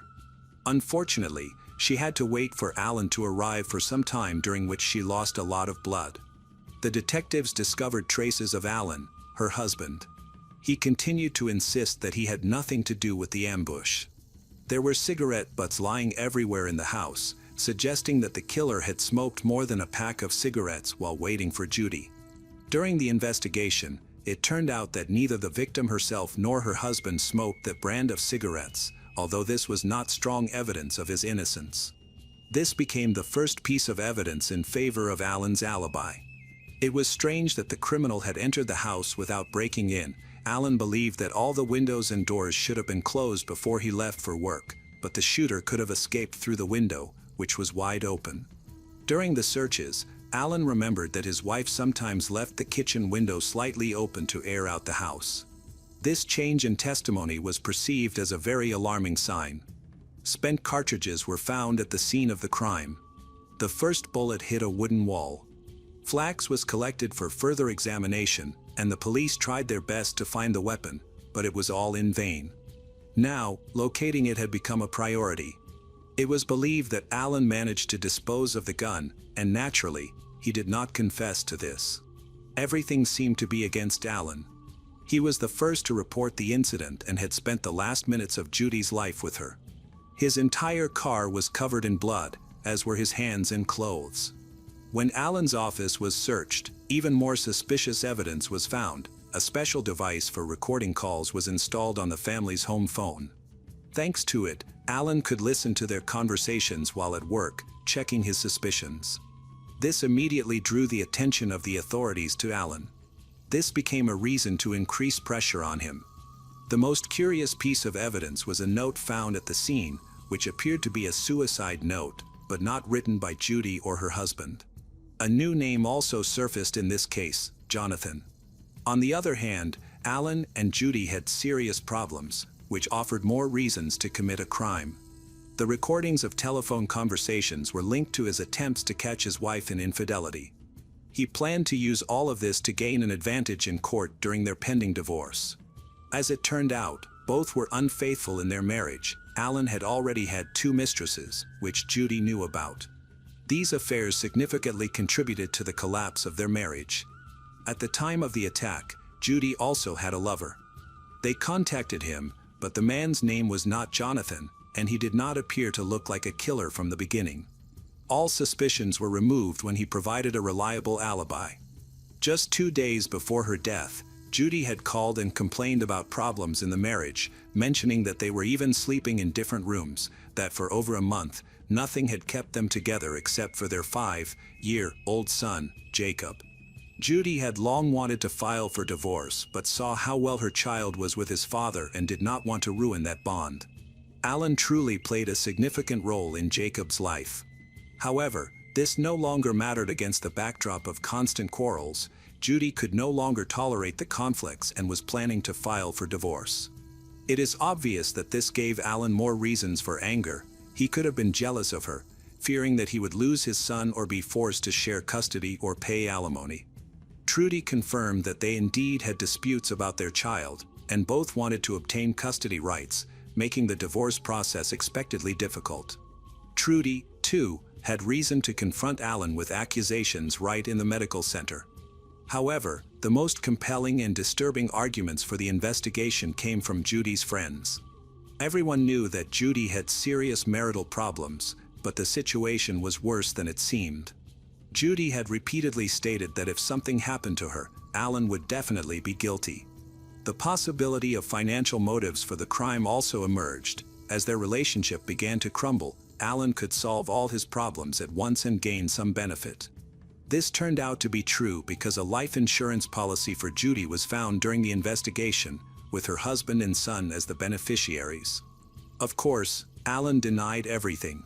He was interrogated for hours, but he insisted that under no circumstances would he kill the mother of his child.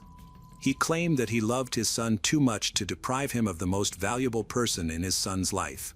According to the investigation, there was not enough evidence to bring charges. More material evidence was needed. At a minimum, it was necessary to wait for the results of all the examinations. Contrary to the detectives' expectations, doubts about the correctness of the choice of the main suspect arose with the first reports. The note found in the courtyard of the Southern house, identified as a suicide note, was signed by a certain Jonathan. However, the handwriting was not very legible, and the note itself was slightly contaminated with the blood of Judy. Complicating matters, it was clear that the note was addressed to a woman named Melanie and the letter was addressed to my wife, Melanie. At first, this confusion deepened because Melanie Southern did not exist, but there were other details in the letter, including an address that matched with Melanie Binney. This young woman lived at the location indicated in the note. She had a daughter and a husband named Jonathan Binney. The Binney family home was located approximately 5 kilometers from the ambush site where Judy was found. When the police checked Jonathan Binney in their database, it turned out that he fit the profile of the killer, as he had previously encountered problems with the law. Until recently, Jonathan had committed only minor offenses, but he was now under investigation for something far more serious. Shortly before Judy's death, he had abused his 3-month-old daughter. Initially, detectives believed that this note could have been written by Alan to mislead them and remove suspicion from himself. However, this clue needed proper analysis.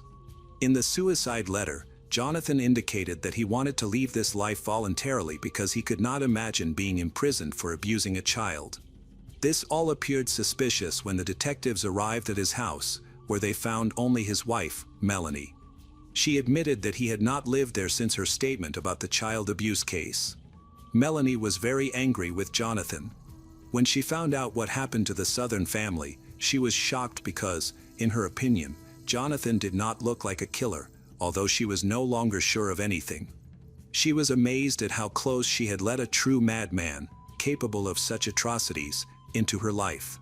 She told the police where Jonathan could be, and the detectives arrived at the specified address, but even there, the suspect could not be found. Investigators contacted his close friends, but they also did not know where he could be. In the media, an alert was issued that a dangerous criminal was on the run, and they believed he could not have gone far. Additionally, considering the suicide note, they expected to find his lifeless body sooner. Tracking him down, the police used K-9 units with specially trained dogs and aerial support from police helicopters. The search took nearly a day until finally the dogs led the police to the basement of a house. There, Jonathan was found lying on the floor, shirtless, with 6 nicotine patches stuck to his chest. He was alive. The man told the police that he had attempted to take his own life by overdosing on nicotine. This was probably meant to convince everyone that he felt remorseful. Jonathan did not resist when he was arrested. He even seemed a little glad that it was all finally over. At the time of the crime, Jonathan Binney was 26 years old. His behavior raised doubts about his mental stability. Some suspected he might have mental issues. However, a psychiatric examination indicated that he was aware of his actions both during and after the crime. This led investigators to suspect that he was merely trying to elicit sympathy with his threats. Melanie provided detectives with writing samples that were analyzed by a handwriting expert. The expert found several significant characteristics that distinguished Jonathan's handwriting. He noted the similarity in the spelling of the lowercase g and f in the suicide note and in the samples. According to the analysis, there was almost a 100% probability that this letter was written by Jonathan himself. After this conclusion, the case against Alan began to collapse. Prior to Jonathan's arrest, the police had offered Alan a polygraph test. He agreed and passed with flying colors, which should have strengthened their confidence in his innocence, but they did not want to let him go. Alan was kept under suspicion until Jonathan confessed to attacking Judy, making it clear that Alan had no involvement in the crime. Alan was subsequently released. Another key piece of evidence was the DNA found on the toy in the house. The expert used dozens of filters to collect particles of saliva and skin from the killer, which also matched Jonathan's profile. This linked him to the crime scene. The day before Jonathan was arrested, the police found a 9mm handgun, a significant discovery. Despite a thorough search, they did not find this 9mm handgun registered to Alan. The gun was later confiscated and examined, but ballistics tests showed that it was not the weapon used to kill Judy. However, a dog team found another gun of the appropriate caliber in the woods near the house. Ballistics experts were now able to compare the bullets, cartridges, and guns. Tests were conducted. The markings on the bullets were then compared to objects from the scene of the massacre. The tests allowed investigators to prove that Judy was shot with this pistol. Fingerprints were found on the handle of the pistol, which also led to the arrest of a child abuser, Jonathan. During the search of Jonathan's house, police managed to find 9mm Cobra cartridges for a concealed carry pistol on the body under his clothing, as well as other evidence. All this confirmed that Jonathan was the weapon's owner. Melanie also told the police that he always carried a weapon with him, which he bought for self-defense.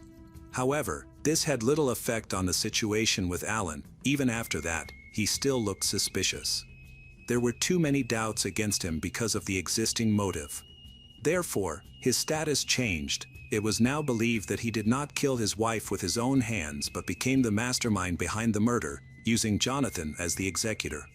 However, he refused to admit he didn't even know Jonathan.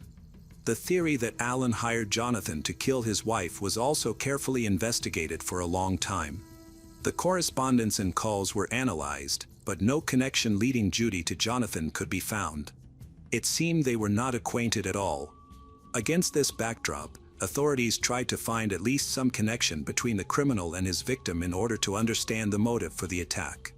For a long time, it was thought this would help uncover Alan's involvement in the crime.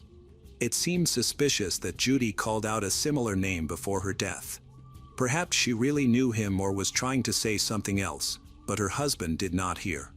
The closest tie the police found was the period when Jonathan worked as a security guard at the library, where Judy occasionally borrowed books. They both had membership cards for the institution and exchanged pleasantries with each other. However, when questioned, the employees of the library could not remember any incidents involving Jonathan. The staff described Jonathan as a somewhat strange young man. While he worked as a security guard, he had no problems in his service record, at least none were known at his workplace. In fact, during this period, Jonathan had only minor offenses. When they questioned him about his job at the library, he could not recall anything that might connect him to Judy. Eventually, the detectives were forced to admit that this murder was a spontaneous act of aggression against an unknown person and a coincidence with Alan. All suspicions against Alan were dismissed. Jonathan was not familiar with Judy Southern. The choice of victim was random. He was merely driving around the city on his moped, looking for a suitable house to ambush. The Southern house seemed ideal to him, primarily because he spotted an open window that allowed for easy entry. Once inside the house, Jonathan clearly envisioned his actions. He had no specific target and was prepared to shoot whomever entered first, aiming to harm an innocent person. He smoked to ease his nerves. When it became he'd have to wait, he played video games and rummaged through the rooms. He never commented on Judy's abandoned adult toy. When Jonathan discovered that Judy had a husband and a 5-year-old son at the time, he claimed he would have shot any of them without discrimination or hesitation, even a child, if they had entered the house. Jonathan also confessed to abusing a 3-month-old child. Due to the ongoing investigation, he later told the authorities that he did not want to go to jail for child abuse, especially considering the familial ties and age of the victim. He was aware of how badly prisoners with such convictions were treated and described in detail the suffering caused by his fear of incarceration. Therefore, he sought a way to remedy the situation. Jonathan decided to go to jail as a murderer. He likely did not realize that he would be tried for both crimes and face 2 sentences, making it impossible to entirely hide his dark past. While in the ambush house, Jonathan altered his plan and decided to take his own life after committing the murder, so he didn't particularly care about leaving evidence. With these thoughts, he even wrote a suicide note. He spent several days behind bars and eventually told the police, without waiting for his lawyer, that he wanted to officially plead guilty to Judy's murder. Jonathan was not planning to deny his guilt regarding the abuse of a 3-month-old. His conscience was eating away at him, and he was ready to talk to detectives again. The entire local community was shocked by what had happened, especially Melanie, who had already suffered greatly. The media eagerly reported that a 3-month-old baby had been abused by her own father. Authorities feared public unrest and felt compelled to provide increased protection for the criminal. When Melanie learned that her husband was willing to kill any person, even a child, to avoid jail time for his shameful crime, she desperately wanted him imprisoned forever, or better yet, sentenced to death, so that this bloody chaos would end as soon as possible. Given the evidence collected, even without a confession, Jonathan Binney faced little chance of receiving a lenient sentence. He was found guilty of murdering Judy Southern and abusing a baby, receiving the highest punishment before being placed on death row. The court's decision elicited strong reactions from both the killer's wife and the family of the deceased, who finally breathed a sigh of relief and continued to raise their children. Jonathan's lawyer fought for a temporary reprieve, even managing to secure one at first, and subsequently signed a written agreement with the authorities stating that he would never again appeal the sentence if the death penalty were commuted to life imprisonment without the chance of parole. This agreement worked. Jonathan Binney is now serving a life sentence and remains behind bars.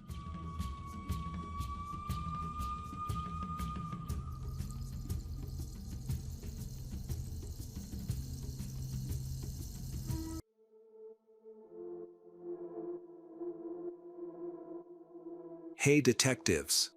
Welcome back. We've got another mysterious case to explore. The case of Marina Diaz-Vallecillos. Marina Diaz-Vallecillos was born on December 24, 2002, in Granada, Andalusia, Spain. She grew up in Granada with her mother, Teresa Vallecillos, and her 4 sisters, Alba, Andrea, Lucia, and Alejandra. Marina was a sociable girl who enjoyed spending time with her friends. Her sister, Andrea, shared that, after finishing high school, she started working at a pharmacy, although it is unclear how she got the job. Her life took a significant turn at the age of 16. At that time, she met a woman named Yasmina, who was born in the late 1980s and was nearly twice her age. However, Marina's family has been strongly opposed to the relationship from the beginning. Since Marina and Yasmina started dating in 2019, the family has been concerned, and her mother has always lived in a state of insecurity. Teresa reported Yasmina to the police several times, fearing for her daughter's safety. Marina was a gentle, sweet, and calm person, which made her family worry that she might be vulnerable to Yasmina's manipulation. It is unclear whether the police took any action regarding these reports, but it is certain that Marina and Yasmina's relationship persisted, with Yasmina displaying increasingly aggressive behavior. Marina confided all the details of her relationship to her mother and sisters, leaving them deeply worried, as Yasmina was extremely cruel. Yasmina repeatedly cut Marina's hair without any reason and used psychological violence by threatening her and attempting to kick her out of the house. Despite this, Yasmina did not want to end the relationship. Yasmina told Marina that if they ever broke up, she would burn down her house and harm all of Marina's relatives. Such a volatile situation was bound to have dire consequences. According to Marina's cousin, Shumar, the reason Marina never reported Yasmina's abusive behavior was her fear of Yasmina's reaction and potential retaliation. What mattered most to Marina was ensuring the safety of her family and avoiding putting them in danger. Over time, as Yasmina and Marina began living together, the violence escalated, resulting in severe social isolation. By early 2021, after being together for roughly a year and a half, they relocated to an undisclosed location, choosing not to share the address with Marina's family. Teresa, the mother of Marina, shared that they felt powerless because they were unable to locate their daughter or provide support. Conflicting information from acquaintances only complicates the situation further, leaving Teresa uncertain about whether they live in a house or an apartment, or even about the exact area of the city where they are located. Teresa lived in constant fear, unable to contact her daughter and worried something terrible might happen. Tragically, on April 13, 2021, her worst fears came true. At around 3 p.m., Yasmina appeared at the police station in Motril, a city on the Mediterranean coast in Granada, and confessed to the crime. Yasmina told the police that the prior day, while she and Marina were at their rented home, a heated argument broke out between them after breakfast. According to Yasmina, Marina eventually took a knife and threatened her, stating that she could no longer endure their relationship after a year and a half of suffering from both mental and physical abuse. Yasmina claimed she believed Marina would attack her with the knife, prompting her to seize the weapon and strike first. Yasmina explained that Marina had begun screaming and calling for help from the landlord, who happened to be their neighbor. However, before anyone could intervene or understand what was happening, Yasmina threw Marina to the floor and continued stabbing her. After realizing that Marina had died, Yasmina decided not to seek help. Instead, she attempted to cover up the crime by wrapping Marina's body in a sheet, taking a shower, and thoroughly cleaning the entire apartment with cleaning products to erase any evidence. Yasmina disposed of the knife by throwing it into a garbage container along the road leading to the village of Gorgarca, located in the municipality of Veles de Benadal. Around 5 p.m., Yasmina went to the port of Motril to meet her friend Antonio Manuel, to whom she confessed the murder. She asked for his assistance in finding a place to bury Marina's body. Consequently, Antonio was accused of being an accessory to the crime due to his involvement in the incident following the murder. Initially, Yasmina insisted that she had sought his help. Later, when Antonio was arrested, Yasmina changed her statement, claiming she had only sought emotional support from him during a difficult time. Following Yasmina's confession, the authorities went to the apartment she shared with Marina, where the crime had taken place. Inside, they found Marina's body wrapped in a blanket.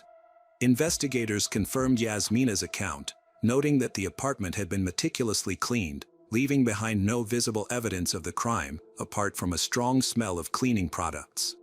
Due to challenges in collecting evidence, assistance was requested from a specialized unit of the National Police in Motril, experts in detecting altered crime scene traces.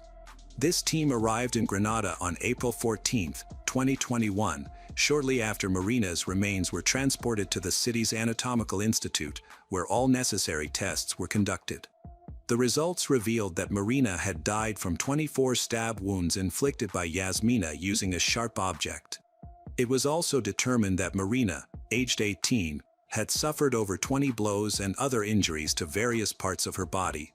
On April 16, 4 days after the crime, the Court of First Instance No. 3 in Motril ordered Yasmina to be held in pretrial custody without bail. Despite her lack of prior criminal record, the Supreme Court of Andalusia stated that this decision aimed to protect the investigation and prevent her from fleeing. On the same day, the court decided to temporarily release Antonio Manuel, initially suspected of helping conceal the crime, as a precautionary measure. Because no formal request for his arrest had been made, he was required to report to the authorities every Tuesday, and his passport was confiscated. On the same day, the government of Granada announced that the case would be treated as an instance of domestic violence since Yasmina and Marina had been living together. Although the authorities acted swiftly, the trial did not commence until December 13, 2022. Friends and family of Marina gathered outside the court, shouting and demanding justice for the young woman who had tragically lost her life shortly after she had turned 18. During the trial, Marina's family lawyer, Jesus Huertos, highlighted the brutal nature of Yasmina's actions, detailing the extensive injuries Marina had suffered. He said that Yasmina deserved a life sentence but should still be given the opportunity to rehabilitate. Additionally, Marina's psychologist, who also counseled her mother, Teresa, testified in court. The psychologist revealed that Marina had repeatedly expressed her fear of Yasmina's violent behavior and had stated that she no longer wanted to continue the relationship. Other witnesses provided statements backing this narrative. The prosecution argued that Yasmina had intentionally prolonged Marina's suffering before carrying out the killing, emphasizing the cruelty of the act. However, unlike the family's lawyer, the prosecution did not seek a life sentence. Instead, they recommended a 17-year prison term. The defense attorney representing Yasmina argued that she had been in poor physical and mental condition at the time of the crime. On that day, she had allegedly taken antidepressants while also consuming illegal substances, which impaired her perception of reality. According to the lawyer, Yasmina reacted violently when Marina expressed her desire to leave the house and approached her with a knife. The lawyer asserted that Yasmina was unable to fully comprehend her actions and requested her acquittal during the initial hearing. During the trial, Yasmina expressed remorse, acknowledging the difficulty she had in understanding her actions, while admitting her awareness of the gravity of the crime. She revealed that her decision to surrender to the authorities stemmed from her realization that Marina did not deserve to be buried in an unmarked, improvised grave. Yasmina explained that her intent was not only to ensure Marina received a proper burial but also to take responsibility for her actions. However, she insisted that she never intended to harm her partner, claiming her actions were meant to protect Marina instead. These statements conflicted with testimony from Marina's relatives as well as Yasmina's initial statements. In early March 2023, a provisional court in Granada sentenced Yasmina to 17 years in prison for murder, taking into account mitigating factors such as her relationship with Marina and her voluntary confession. After serving her prison term, she will be subjected to conditional release for 5 years. Additionally, Yasmina must fulfill financial and personal obligations, including paying €75,000 in compensation to Marina's mother and €22,000 to Marina's sisters, Alba, Andrea Lucia, and Alejandra. She is also prohibited from contacting them for 22 years. Regarding Antonio Manuel, who was initially accused of helping to conceal the crime, the prosecutor's office recommended a prison sentence of 15 months. However, due to his cognitive disability, judicial authorities ultimately dropped all charges against him. Marina's family announced plans to appeal the decision, arguing that the punishment was insufficient given the severity of the crime. In public statements, they criticized the lack of support from Spanish legal institutions, particularly since the case was not fully classified as domestic violence. They expressed deep concern about the authorities' stance on this issue, which they deemed highly significant. In their appeal efforts, the prosecution aimed not only to increase Yasmina's sentence but also to establish a precedent for similar cases.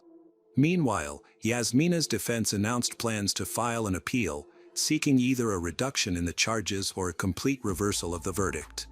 In July 2023, the Supreme Court of Andalusia rejected both appeals, upholding the original sentence of 17 years in prison along with the restrictions imposed on Yasmina. The court confirmed that the sentence was appropriate and justified based on the evidence presented during the trial. In press interviews, Teresa, Marina's mother, shared the hardships she and her 4 daughters faced following Marina's tragic death. She also expressed frustration over the authorities' failure to implement adequate protective measures, despite the numerous complaints she had personally filed.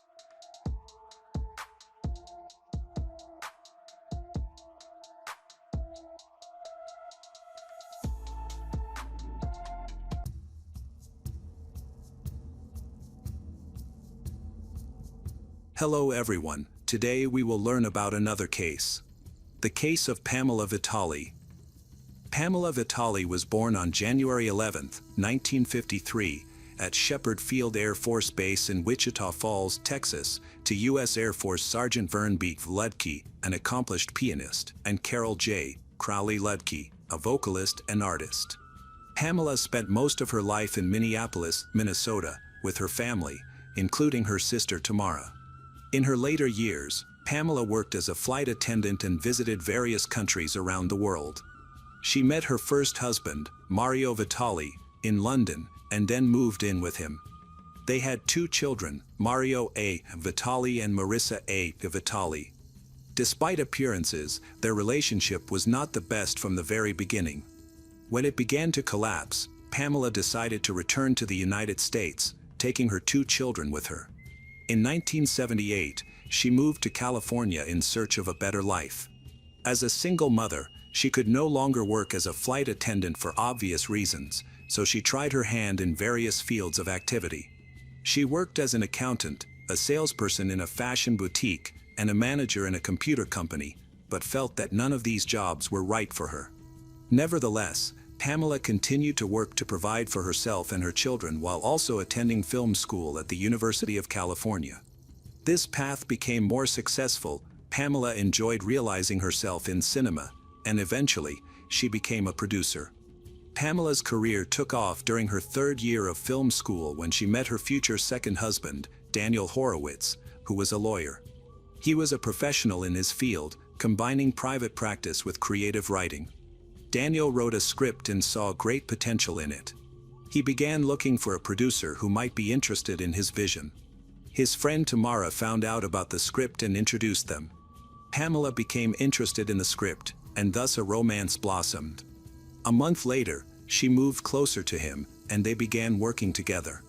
Daniel and Pamela prospered financially. Thanks to Daniel's advocacy work, he gained popularity, which brought him many famous and wealthy clients. He frequently commented on high-profile criminal cases on television, even weighing in on the Michael Jackson case. Their inner circle knew Daniel and Pamela as happy people who sincerely loved each other, got along well. They seemed not just like spouses but also like best friends who understood each other perfectly. They had a bright future ahead of them. The next step they decided to take was to buy a big house together, unaware of how tragically their happiness could end. Around 6 p.m. on October 15, 2005, Daniel returned home after work. At that time, they lived in a prestigious area of a small town located approximately 30 kilometers from the city. Daniel had recently acquired a plot of land and moved in with his wife, while her children had already grown up and were living separately. Though they were a wealthy couple, they were living in a trailer because their dream home was still under construction. They were so close to realizing this dream that they were willing to endure any inconvenience.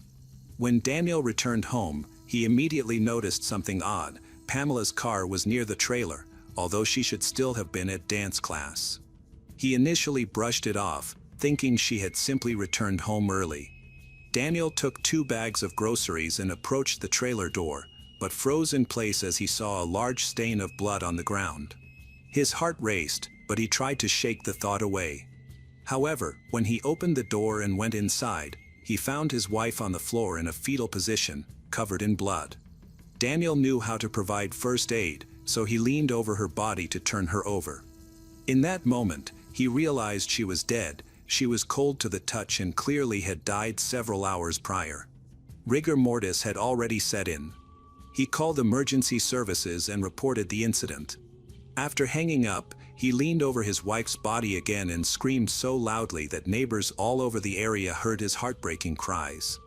On the morning of the tragedy, apparently, someone had come in early that morning. Pamela opened the door, which led to an altercation. She managed to push a large TV toward her attacker, probably trying to defend herself, leaving traces of her bloody hands on it. Pamela desperately fought for her life. A mix of her blood and the attacker's was found on the floor. Particles of skin from the murderer were found under her fingernails. Despite her desperate resistance, Pamela was brutally beaten to death. The forensic examination revealed that Pamela had a broken nose and several knocked-out teeth. She was killed by blunt force trauma to the head, which caused massive hemorrhaging in her brain. The attack was so brutal that portions of her scalp were torn off, and there were fractures on her skull. The attackers even inflicted wounds on her stomach and left a symbol on her back that looked like the letter H. It appeared that the attacker had spent considerable time in the trailer with Pamela. The detectives discovered that someone had taken the water and bathed, leaving behind smeared blood. It was possible that some of the cuts on Pamela were inflicted after her death. Naturally, detectives first suspected Daniel himself, as this crime was committed with extreme cruelty. In such cases, it is often found that the guilty party is a close person with a motive. In any case, Daniel had a reliable alibi. Several people could vouch for him that day. It was a usual day for a lawyer. He left the house around 8 a.m. and did not return until 6 p.m. The high-profile murder of a famous female producer attracted wide media attention, and this case was actively covered on television. Numerous rumors immediately began to circulate. It was about a prosperous, developing area with wealthy residents, where such a massacre of an innocent person was least expected. The local community wanted to know the truth before the next attack happened. It was necessary to stop the bloodthirsty criminal.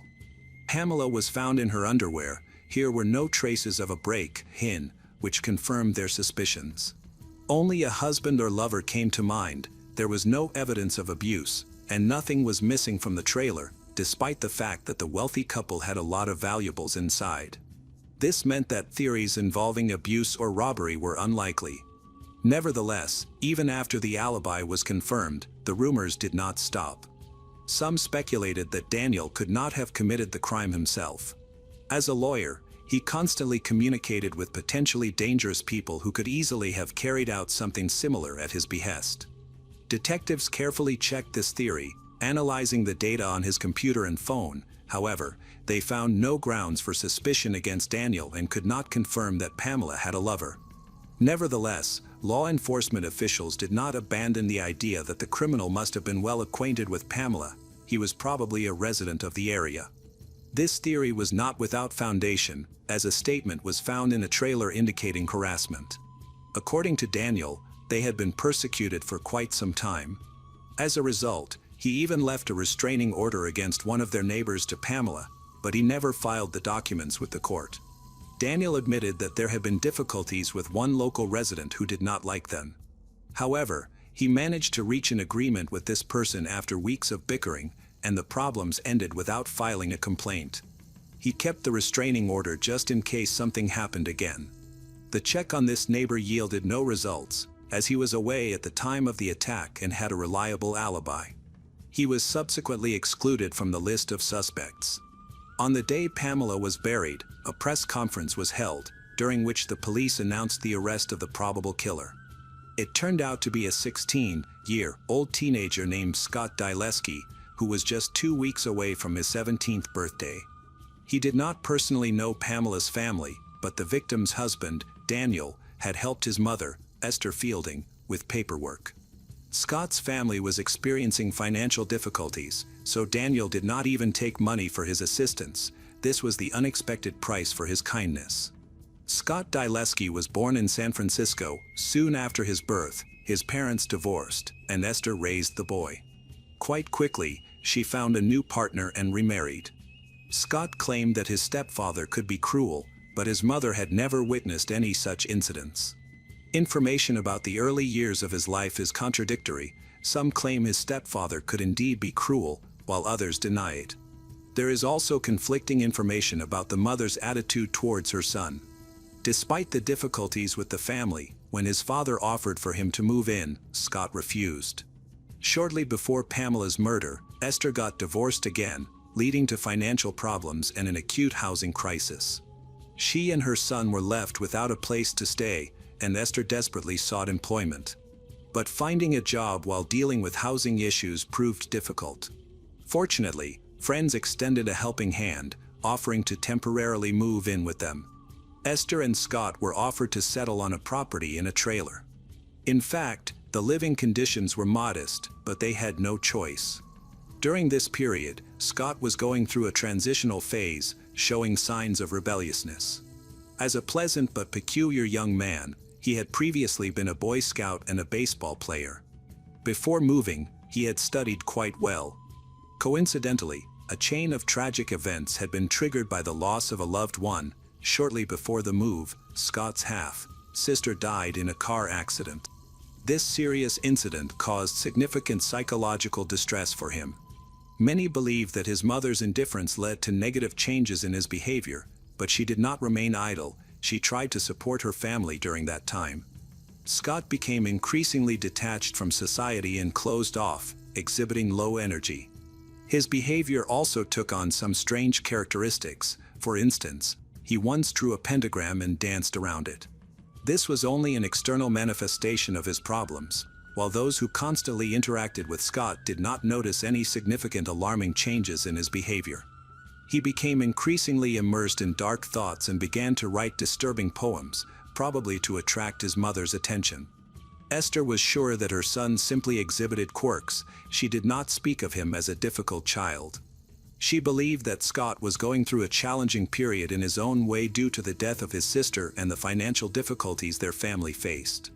Esther remembered how he previously could not even stand the sight of blood, but when the police first spoke to him, he claimed that at the age of 12, he had tried various illegal substances. Gradually, Scott showed an increasing interest in crime. He read a lot about serial killers and school shootings, spoke more often about these topics, showing an unhealthy fascination. Friends noticed that he was becoming increasingly distant. When detectives looked at Scott's computer, even more questions arose. They found very disturbing content, particularly concerning the practice of cutting up animals. One of Scott's friends, whom he met after the move, said that not long before Pamela's murder, they had decided to sell a truck, viewing it as the only way to improve their lives financially. The teenagers needed money. A solution was found quickly. They lived in a wealthy area, so they decided to put in some effort to earn the necessary amount. Scott, whose demeanor was becoming increasingly gloomy, decided to take the path of crime and rob a house, launching another chain of alarming events. Shortly before Pamela's death, a woman named Karen contacted the police, noting that a purchase she did not make had been charged to her credit card. An order from an online store was delivered to a nearby house where Esther and Scott lived. Someone from this household had purchased special lighting equipment for growing illegal plants.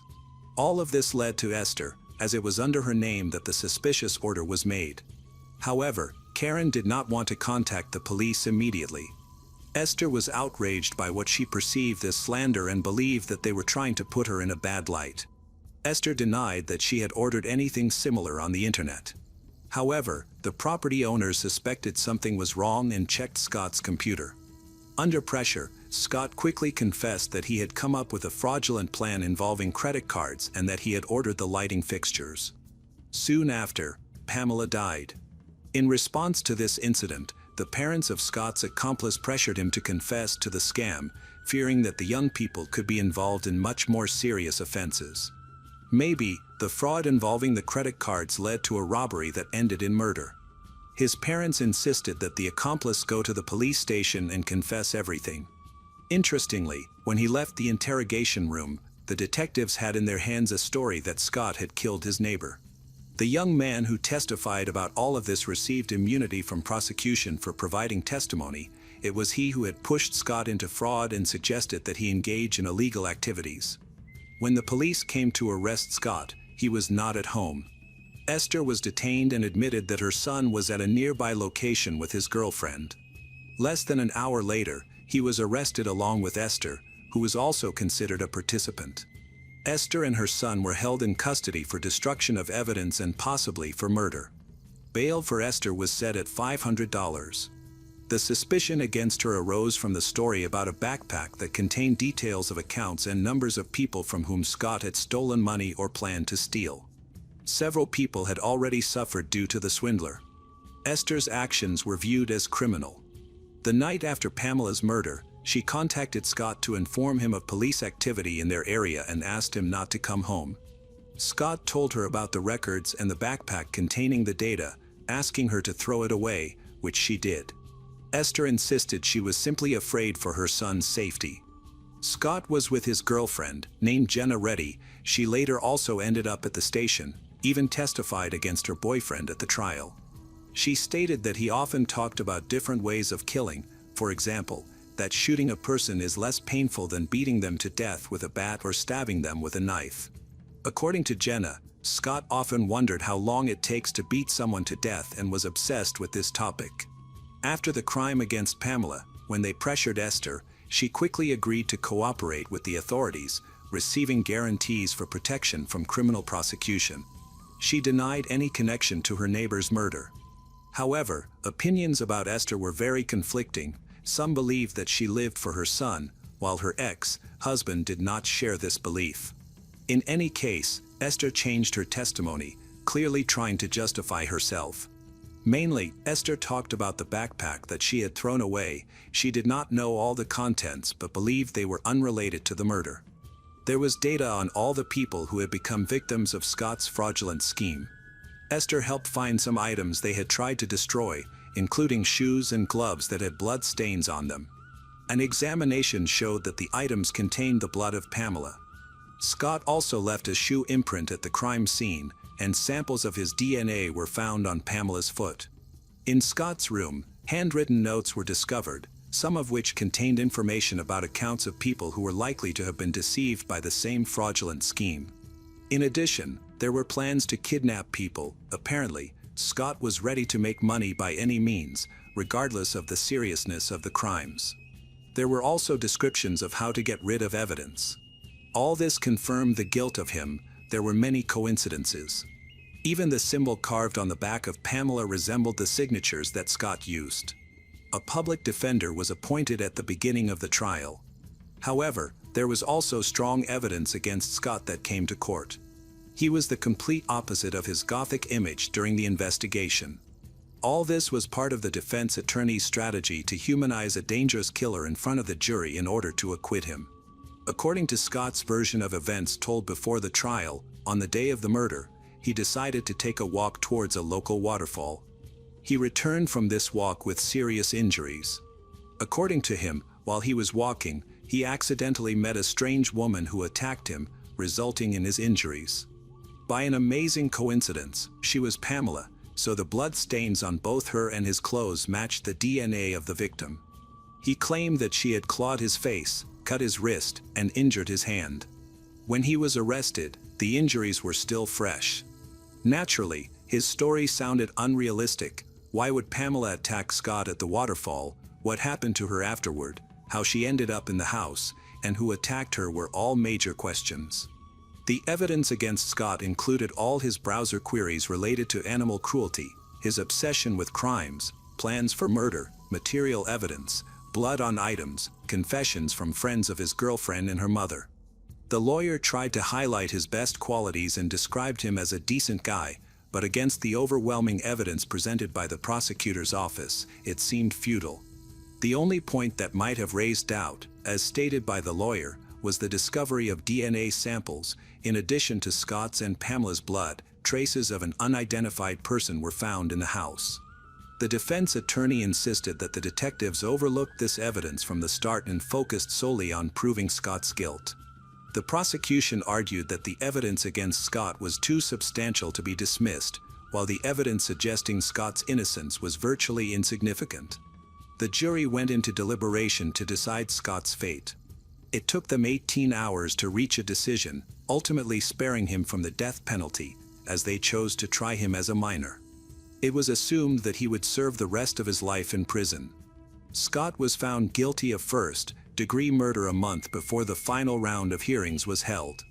Pamela's husband took the stand and stated that in his many years as a lawyer, he had represented at least 50 different murderers but had never seen a total lack of remorse like Scott's. Daniel believed that Scott had no redeeming qualities that would allow for parole eligibility. He deserved to be in prison for the rest of his life, and so it happened.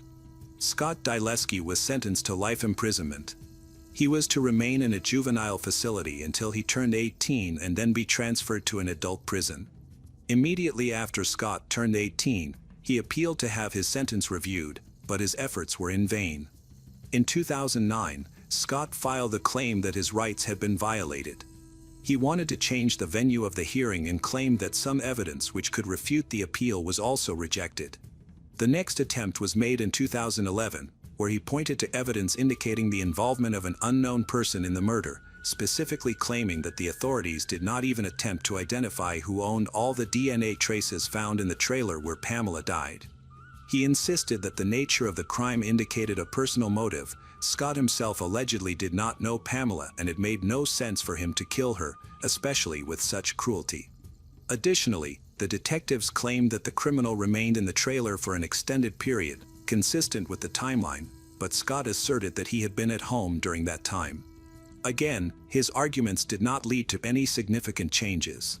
Another appeal was filed in 2016, with Scott insisting that his life sentence was wrongful because he was a minor at the time of the crime. The appeal was accepted for consideration. During his imprisonment, state laws were revised to prohibit life sentences for minors without the possibility of parole, and he was automatically given the opportunity for early release after serving 25 years in prison. In 2030, Scott will have the chance to present his case for release.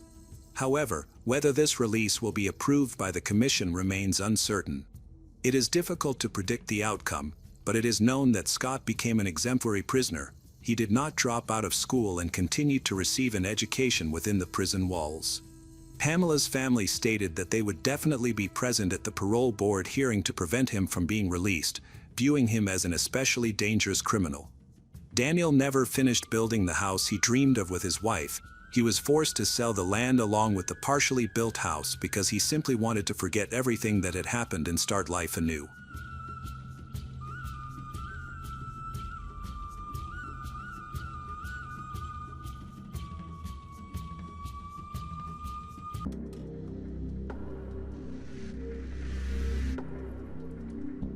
Hey detectives! Welcome back. We've got another mysterious case to explore.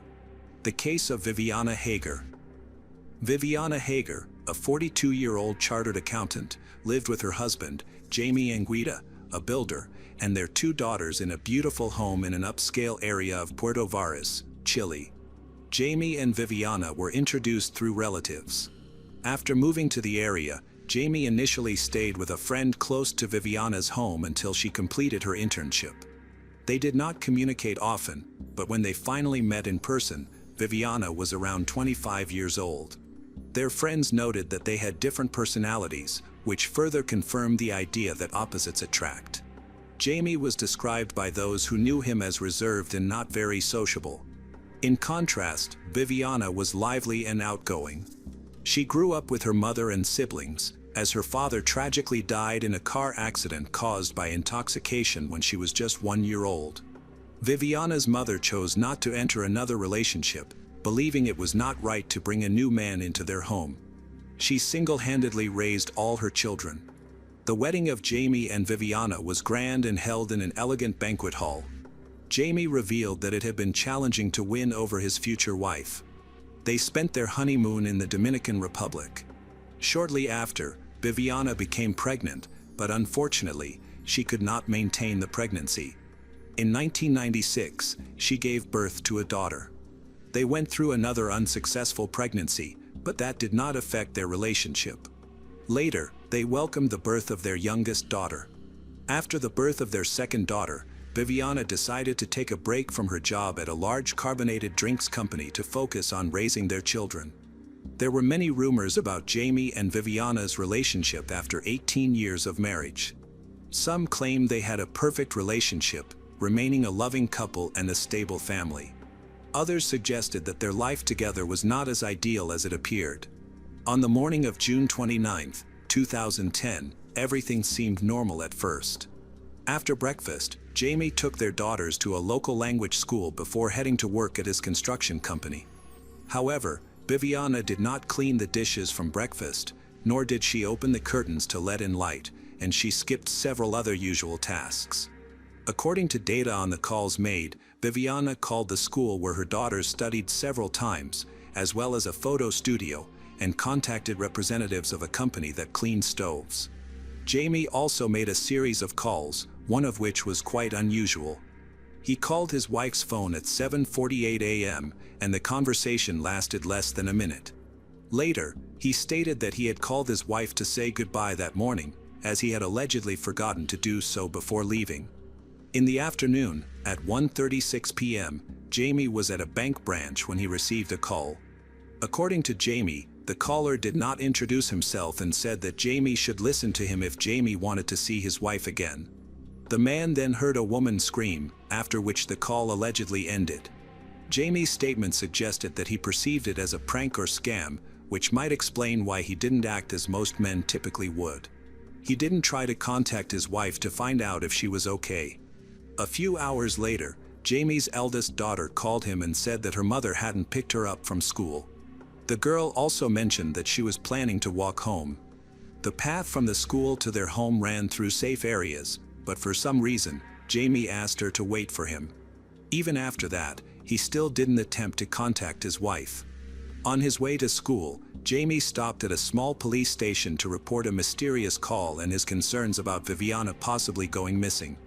Shortly after, he received another call from his youngest daughter, who had made it home and told him that her mother was not there. She went into her parents' bedroom and found a terrible mess on the bed. Several items and documents were taken from her mother Viviana's purse. The girl also noticed that a small safe, some cameras, and jewelry were missing from their home. After speaking with his daughter, Jamie invited Viviana's older sister, Monica, to stay with his youngest daughter.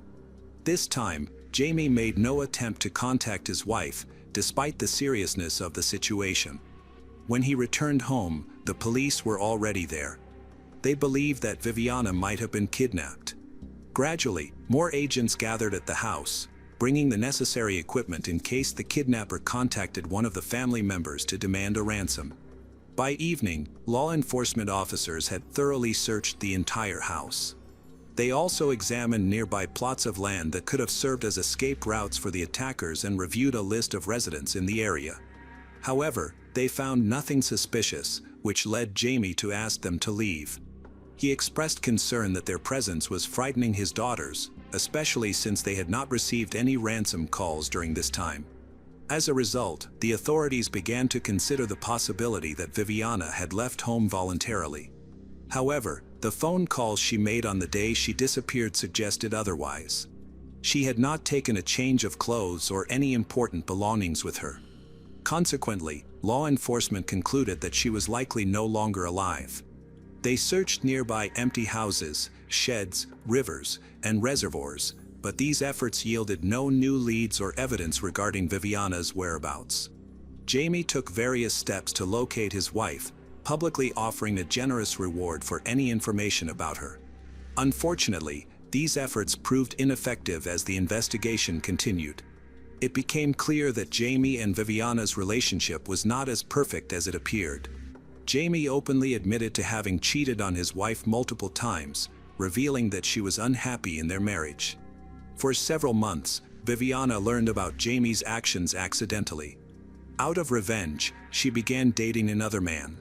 At the same time, Viviana was struggling with depression and had sought treatment. A close friend of Viviana, Jan, informed the authorities about Jamie's abusive behavior towards her.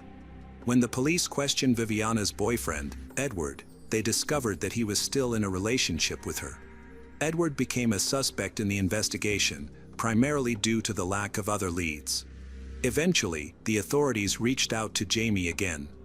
They informed him that they planned to conduct a new search of his property, this time using specially trained dogs. Jamie was very interested and inquired about the effectiveness of these methods. The police officer explained that the dogs could identify human remains with almost complete certainty, especially if they had prior experience. Noticing Jamie's genuine interest, the officer invited him to the training facility to see the dogs in action, and Jamie gladly accepted the invitation. Soon after, he visited the facility and learned that dogs could detect human remains even if they were buried up to 3 meters deep. Experts stated that the chances of dogs confusing human remains with those of other animals were zero. Just before the planned search at his house involving the dogs, Jamie himself called the police to request their presence. This call occurred on August 9th at 6:55 p.m., 42 days after Viviana's disappearance. Jamie testified that he detected a strong odor coming from a storage room located behind a wall in one of the bedrooms. When he looked into that room, he saw the silhouette of his wife. However, strangely, he did not go in to check if she was there, which is puzzling because he should have felt it necessary to do so. He reported finding his wife at 6:34, yet it took him over 20 minutes to call the authorities. After 15 minutes, the police and forensic experts arrived. They had been instructed not to leave Jamie alone and not to allow him to take any action at the crime scene. Jamie reiterated that he followed the strong odor, which led him to the storage room behind him and his wife Viviana's bedroom wall. However, this raises a perplexing question: how could this hidden room exist? Notably, it was not included in the original house plans he provided. However, the police officers who worked at the house in the early days after Viviana went missing stated that they had checked the place. They affirmed that they had searched it but did not find anything unusual. Several notable discoveries were made. A safe containing over 1 million pesos was missing, a torch similar to the one used by the miners was found, and there was a fragment from an alternate version of the Bible or a similar document. How did these items end up in the storage room? The bedroom itself had also changed. For instance, next to the entrance of the storage room where Viviana's body was found, there appeared to be an altar adorned with various religious symbols. However, this was not the most peculiar discovery. In the initial weeks, law enforcement officers were present at the house but failed to thoroughly investigate one particular room, which was the most likely location for concealing Viviana's body. Despite the police's lack of attention, a puzzling question arises. Why did the strong odor from the decaying remains only become noticeable on the 42nd day? How could no one have detected it earlier? Additionally, why didn't Jamie, who had been sleeping near this room, notice the smell sooner? It is also concerning that Jamie discovered his wife's body just a day before a planned search involving dogs was to take place at the house. This leads to further questions. What if investigators considered the possibility that Viviana chose to end her life voluntarily? During the autopsy, no signs of foul play were found. There was some speculation that she might have ingested a drug previously discovered in the house. However, if that were the case, why did Jamie readily accept the idea of his wife ending her life? Initial forensic examination results showed no signs of external abuse on Viviana. However, the unusual position in which she was found puzzled experts. Viviana was lying down with her hands raised and her legs bent awkwardly. This posture suggested that she had not simply fallen but rather that someone had placed her in that position. Her relatives were dissatisfied with the autopsy findings and struggled to accept the explanation of a voluntary death. They believed that her husband was responsible for her demise. In their quest for justice, Viviana's family hired lawyers and filed a lawsuit against Jamie, who remained notably indifferent, even at Viviana's funeral, where he showed no emotion. In December, a lawyer representing Viviana's family assisted in bringing charges against her husband. He requested that authorities exhume her remains for a second autopsy, which was conducted in March 2012 by the Metropolitan Forensic Medicine Service. This second autopsy revealed that her wrists had been previously tied with a rope that had been removed after her death. Additionally, experts theorized that Viviana's body had remained in the same location for an extended period without any movement. They also noted possible minor injuries to her head and neck, which might have resulted from targeted blows, a fall, or strangulation. Despite these new findings, the exact cause of her death remained undetermined, and experts were still awaiting the results of a toxicological examination. The legal representative for Viviana's family believes that the injuries on her body suggest she may have been strangled. However, Jamie's lawyers argued that the injuries occurred because Viviana, experiencing suffocation from poison, instinctively grabbed her neck before she died. In 2015, a new suspect was introduced to the case, Jose Perez Mancilla. Jose, a man who has a criminal history, was born in Puerto Varas. He could not complete his education and had to leave school in the 5th grade to work as a combine operator harvesting wheat.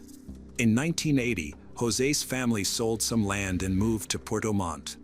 Those who knew them said this family was not very social and often had arguments.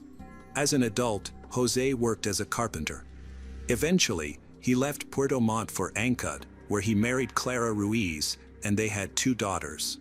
However, their relationship was tumultuous. Due to financial issues, Jose frequently had to relocate, sometimes disappearing for months and then returning as if nothing had happened. One of his daughters described her father as a cruel man who often abused her, her sister, and their mother. She claimed he frequently confessed to committing crimes. Eventually, the family fell apart. In 1999, Jose's brother got him a job at a construction company partly owned by Jamie. Since then, Jamie tried to keep Jose close by assigning him various tasks, leading to frequent visits to Jamie's home. Law enforcement traced a call that Jamie received on the day Viviana disappeared, The call was made by the man believed to have kidnapped her. This call originated from an internet cafe. Employees at the cafe provided a description of the caller. Authorities quickly concluded that Jose had reached out to Jamie. They arrested him on December 8, 2015, and Jose quickly admitted to the crime, stating that he had killed Viviana at Jamie's request. According to Jose, Jamie had offered him 5 million pesos to make Viviana disappear completely. During the investigation of the case, Jose recounted that on the morning of June 29, he knocked on the door of Jamie and Viviana's house, and Viviana welcomed him inside because she knew him well. He stated that he had been sent by Jamie to retrieve some tools from the garage. After she led him to the garage, he attacked her, threatened her, and forced her to go upstairs to the storage room, where he killed her. Although most of Jose's testimony seems plausible, there are inconsistencies regarding Viviana's location. He subsequently admitted to stealing some of Viviana's personal items before leaving to call Jamie and fabricate a story about a kidnapping. As a result of this testimony, Viviana's husband, Jamie, was arrested. His oldest daughter, who was studying in Germany at the time, returned home and defended her father. Jamie's defense argued that Viviana had been a victim of a robbery rather than a contracted murder, claiming that Jose's account was fictional. However, the fact that Jose did not take money from the safe undermined the robbery theory. Further investigation revealed that Jose claimed Jamie had paid Jose in haste because he suspected the police were following him. Jamie gave Jose an envelope with only part of the agreed payment. Despite this, Jose did not pursue confrontation, fearing repercussions. By then, over 7 years had passed since Viviana's death, and all involved had been interviewed. The prosecution maintained that it was a contracted murder, while the defense asserted it was merely a robbery. In 2017, the court reached a verdict. Jose Perez Mancilla was sentenced to 10 years in prison for robbery and the murder of Viviana. To everyone's surprise, Jamie was acquitted and released from custody after a lengthy jail term. Justice system representatives indicated that the prosecution lacked solid evidence beyond the testimony of Jose. Had Jamie been found guilty, he would have faced a life sentence as the alleged orchestrator of the crime. After the verdict was reached, Viviana's family told those involved in her death that this was not the court's final decision. Jamie and his daughters filed a lawsuit against the Chilean state, claiming negligence by officials during various stages of the investigation. Additionally, Jamie's representatives criticized the pressure he faced while in detention and sought nearly 1 million Chilean pesos in compensation each year.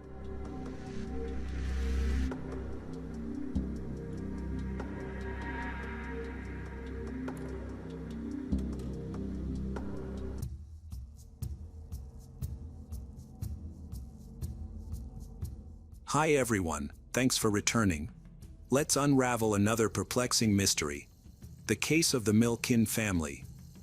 In the quiet neighborhood near Forbes Lake in Kirkland, Washington, the Milken family exemplified the American dream. Their home was filled with love, laughter, and the joy of a well-established life. The head of the family is Leonid Milken, a sergeant in the Washington National Guard. His journey began in 1989 when he and his family emigrated from Ukraine, seeking a new beginning in the United States. By 2006, Leonid was stationed in Iraq, bravely confronting the challenges of war. Despite the distance, his heart remained with his family, and he eagerly counted down the 6 weeks until he could return home. He was deeply supported and cherished by his wife, Olga. Born on July 22, 1977, Olga is a professional dental assistant in Bellevue. She skillfully balanced her career with raising their 2 young sons, was known by neighbors for her friendly and welcoming nature. Olga and Leonid have 2 sons, Justin, who is 5 years old, and Andrew, who is 3 years old. They bring joy and energy to the home. Justin was very proud of his father, and often told people that he was in the military. Both boys were loved very much, and their aunt, who is Olga's younger sister, often showered them with special affection. At 24, Lyubov Botvina, Olga's younger sister, was full of ambition and kindness. She was a sophomore at Seattle Pacific University, studying for a bachelor's degree in foreign languages. She often visited the Milkin family to spend time with her nephews, Andrew and Justin. The Milkin family's journey from Ukraine to the United States was challenging. However, with resilience and a love for life, they managed to rebuild their lives from scratch.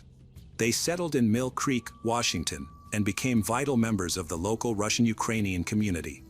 Their home was a warm refuge filled with love, dreams, and a blend of cultures, a place where their past and future were harmoniously connected. Tragically, on July 17, 2006, their story took a horrific turn when an unimaginable incident shattered their world. After firefighters extinguished the fire and entered the ruins of the house, they discovered the bodies. However, these individuals did not die from the fire. The cause of their deaths remains a mystery. They had been stabbed multiple times, sustaining serious injuries. Someone had done this on purpose to make them suffer. The police quickly identified their main suspect, shocking the entire neighborhood. Connor Skierman, a 24-year-old man who had recently moved across the street from the Milkin family just 2 weeks prior, came under suspicion. Witnesses reported seeing him trespassing on their property while carrying a red gasoline container shortly before the fire broke out. The most disturbing detail was the deep scratches on his face, suggesting he had engaged in a struggle, possibly with someone desperate to escape his actions. Connor was arrested on July 19, just 2 days after the murders. During questioning, he confessed to starting the fire but claimed to have no memory of the murders themselves. He said he passed out from drinking too much alcohol that night, specifically 3 bottles of vodka. He only remembered waking up in the Milkin family's house, surrounded by dead bodies. So who was Connor Skierman? He was born in Bellevue, Washington, and before the tragic incident, he appeared to be an ordinary neighbor. However, beneath this facade lay a criminal with dark intentions. He had kept logs of the Milkin family and plotted their demise. Later investigations revealed CCTV footage of him purchasing items to start a fire. Was this act motivated by hatred or a manifestation of a deeper monstrosity within him? This question would linger in the minds of many for years. Before the murders, Connor had no notable criminal history. His violent actions on July 17, 2006, stunned the community, resulting in his arrest and conviction for killing Olga, her 2 young sons, Justin and Andrew, and Lyubov. Connor acknowledged that he showered in Olga's home, changed into the hospital scrubs he found there, and bought gasoline to intentionally set the house on fire in order to conceal his involvement. However, he consistently denied committing the murders. Instead, he pleaded with the jury to trust him. Despite his claims, the evidence against him was overwhelming. When investigators examined the tragedy within the Milkin family, they meticulously collected the necessary evidence to charge Connor. Although the fire destroyed much at the scene, several key discoveries were still made. Among the burnt debris of the Milkin home, a blood-stained hunting knife was found at the bottom of the stairs. This knife was identified as the weapon used in the attack on Olga, Justin, Andrew, and Lyubov. In the master bedroom, where Olga and Lyubov's bodies were discovered, investigators uncovered clothing soaked in blood. This clothing provided DNA evidence that directly linked Connor to the scene of the crime. Additionally, a flashlight located in the same bedroom suggested that the attack was premeditated. A glove, partially burned in the fire, was found near the victims. This item not only placed Connor at the scene but also showed that he attempted to hide his fingerprints during the brutal attack on the family. Furthermore, security camera footage showed Connor buying gasoline from a nearby station shortly before the fire was reported. This evidence supported the timeline and his intention to destroy evidence by igniting the house. During Connor's arrest, officers noted fresh cuts and scratches on his face and neck, consistent with defensive wounds inflicted by the victims during their struggle, further connecting him to the crime. The conclusion was both horrifying and clear. This was not an accident or a drunken mistake. It was a planned massacre, a cold-blooded crime carried out with brutal intent. 3 years later, Connor Skierman's trial began. Selecting the jury took several weeks because the death penalty was a possibility. The prosecutors claimed that Connor had planned the attack, entering the home armed with the intention to kill. They argued that he had brutally murdered an entire family and then attempted to destroy the evidence by setting fire to the house. Connor's defense team focused on a different angle. They argued that he had been in an alcohol-induced blackout. They brought in addiction specialists, psychiatrists, and toxicologists to support their claim that Connor was too intoxicated to have intended to kill anyone and that he couldn't remember the murders due to his blacked-out state. However, the jury did not find this argument convincing. During the sentencing phase, Connor took the stand to give a 25-minute emotional statement. He pleaded with the jury for mercy, apologized to the Milkin family, and admitted to setting the house on fire, but he did not confess to the murders. He appeared subdued, with a face showing regret and anxiety. As he spoke, his voice trembled, and he frequently wiped away tears with a tissue, struggling to stay composed while also conveying his remorse through his slumped posture. During his speech, Connor avoided discussing the details of the crimes, following legal advice and the rules that allow defendants in death penalty cases to talk without being cross-examined. Instead, he concentrated on expressing his regret and the effect that his potential execution would have on his family. However, his words fell short. As he spoke, the Milkin family remained silent, their faces expressing a mixture of emotions, pain, anger, and perhaps a desire for closure. Olga's husband, Leonid Milkin, who was serving in Iraq when the murders occurred, listened closely, but his feelings were hard to read. The pain he endured was unimaginable, and now he had to confront the man responsible for his loss. Connor's defense attorney, James Conroy, argued that Connor was a troubled man who was struggling with alcoholism. He claimed that during the murder, Connor experienced memory loss due to the effects of alcohol. However, the jury found this explanation unconvincing, which led to the guilty verdicts. In this pivotal moment, Conroy hoped that Connor's display of remorse might influence the jury to show mercy. The prosecution, led by King County Deputy Prosecutor Scott O'Toole, presented a contrasting narrative. They portrayed Connor as a calculated murderer who broke into the Milkin family's home and committed horrific acts. The evidence clearly indicated the premeditated nature of his crime. O'Toole emphasized the profound grief of the Milkin family, particularly the innocence of the young boys, Justin and Andrew, whose lives were tragically taken by Connor. As Connor finished his statement, he stared intently at the jury, his eyes expressing desperation. He stated that people had told him that he was going to die and go to hell, adding that he was already there, his voice choked with emotion. After these final remarks, he returned to his seat, leaving the jury to process the heavy burden of his words and the seriousness of their imminent decision. The courtroom fell silent as the jurors contemplated what they had just heard. The decision ahead of them was significant, balancing justice, societal expectations, and the remnants of mercy that Connor's plea aimed to evoke. Many lives are at stake, not just Connor's, but those of others who will forever be affected by his actions. In the days that followed, the jury would deliberate, each member grappling with their conscience, the law, and the emotional testimonies shared during the trial. Connor's statement added a personal element to their responsibilities, humanizing a man found guilty of horrific crimes. Their verdict would determine not just Connor's future, but would also resonate through the lives of the victims' families, the Ukrainian community, and the larger conversation about justice and redemption.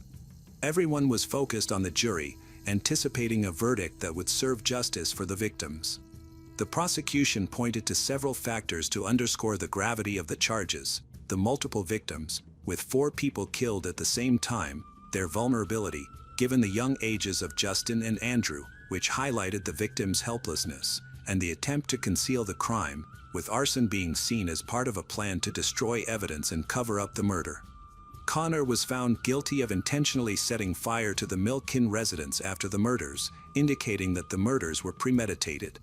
The prosecution claimed that the fire was a deliberate action to eliminate evidence and obstruct the investigation. On April 12, 2010, after 9 hours of deliberation, the jury reached a unanimous verdict, guilty on all charges, which included 4 counts of aggravated first-degree murder and 1 count of first-degree arson.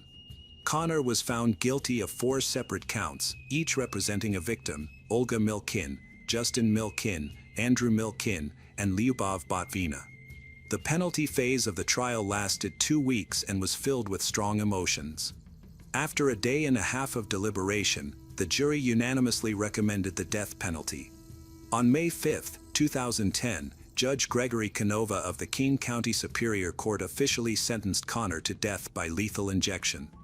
As the sentence was announced, Connor allegedly shook his head in disbelief, while Leonid felt a sense of relief that justice had been served. Connor's defense team promptly announced plans to appeal the conviction to the Washington State Supreme Court, citing issues with jury selection and comments made by the prosecution during the trial. Connor's family, who were present at the sentencing, chose not to speak to the media. King County Prosecutor Dan Satterberg addressed reporters at a press conference, stating that the death penalty is the law in the state and is reserved for the worst crimes. Satterberg, who was not in office when the death penalty was sought against Connor, praised the prosecution team for successfully presenting the case to the jury, which he believed made the right decision.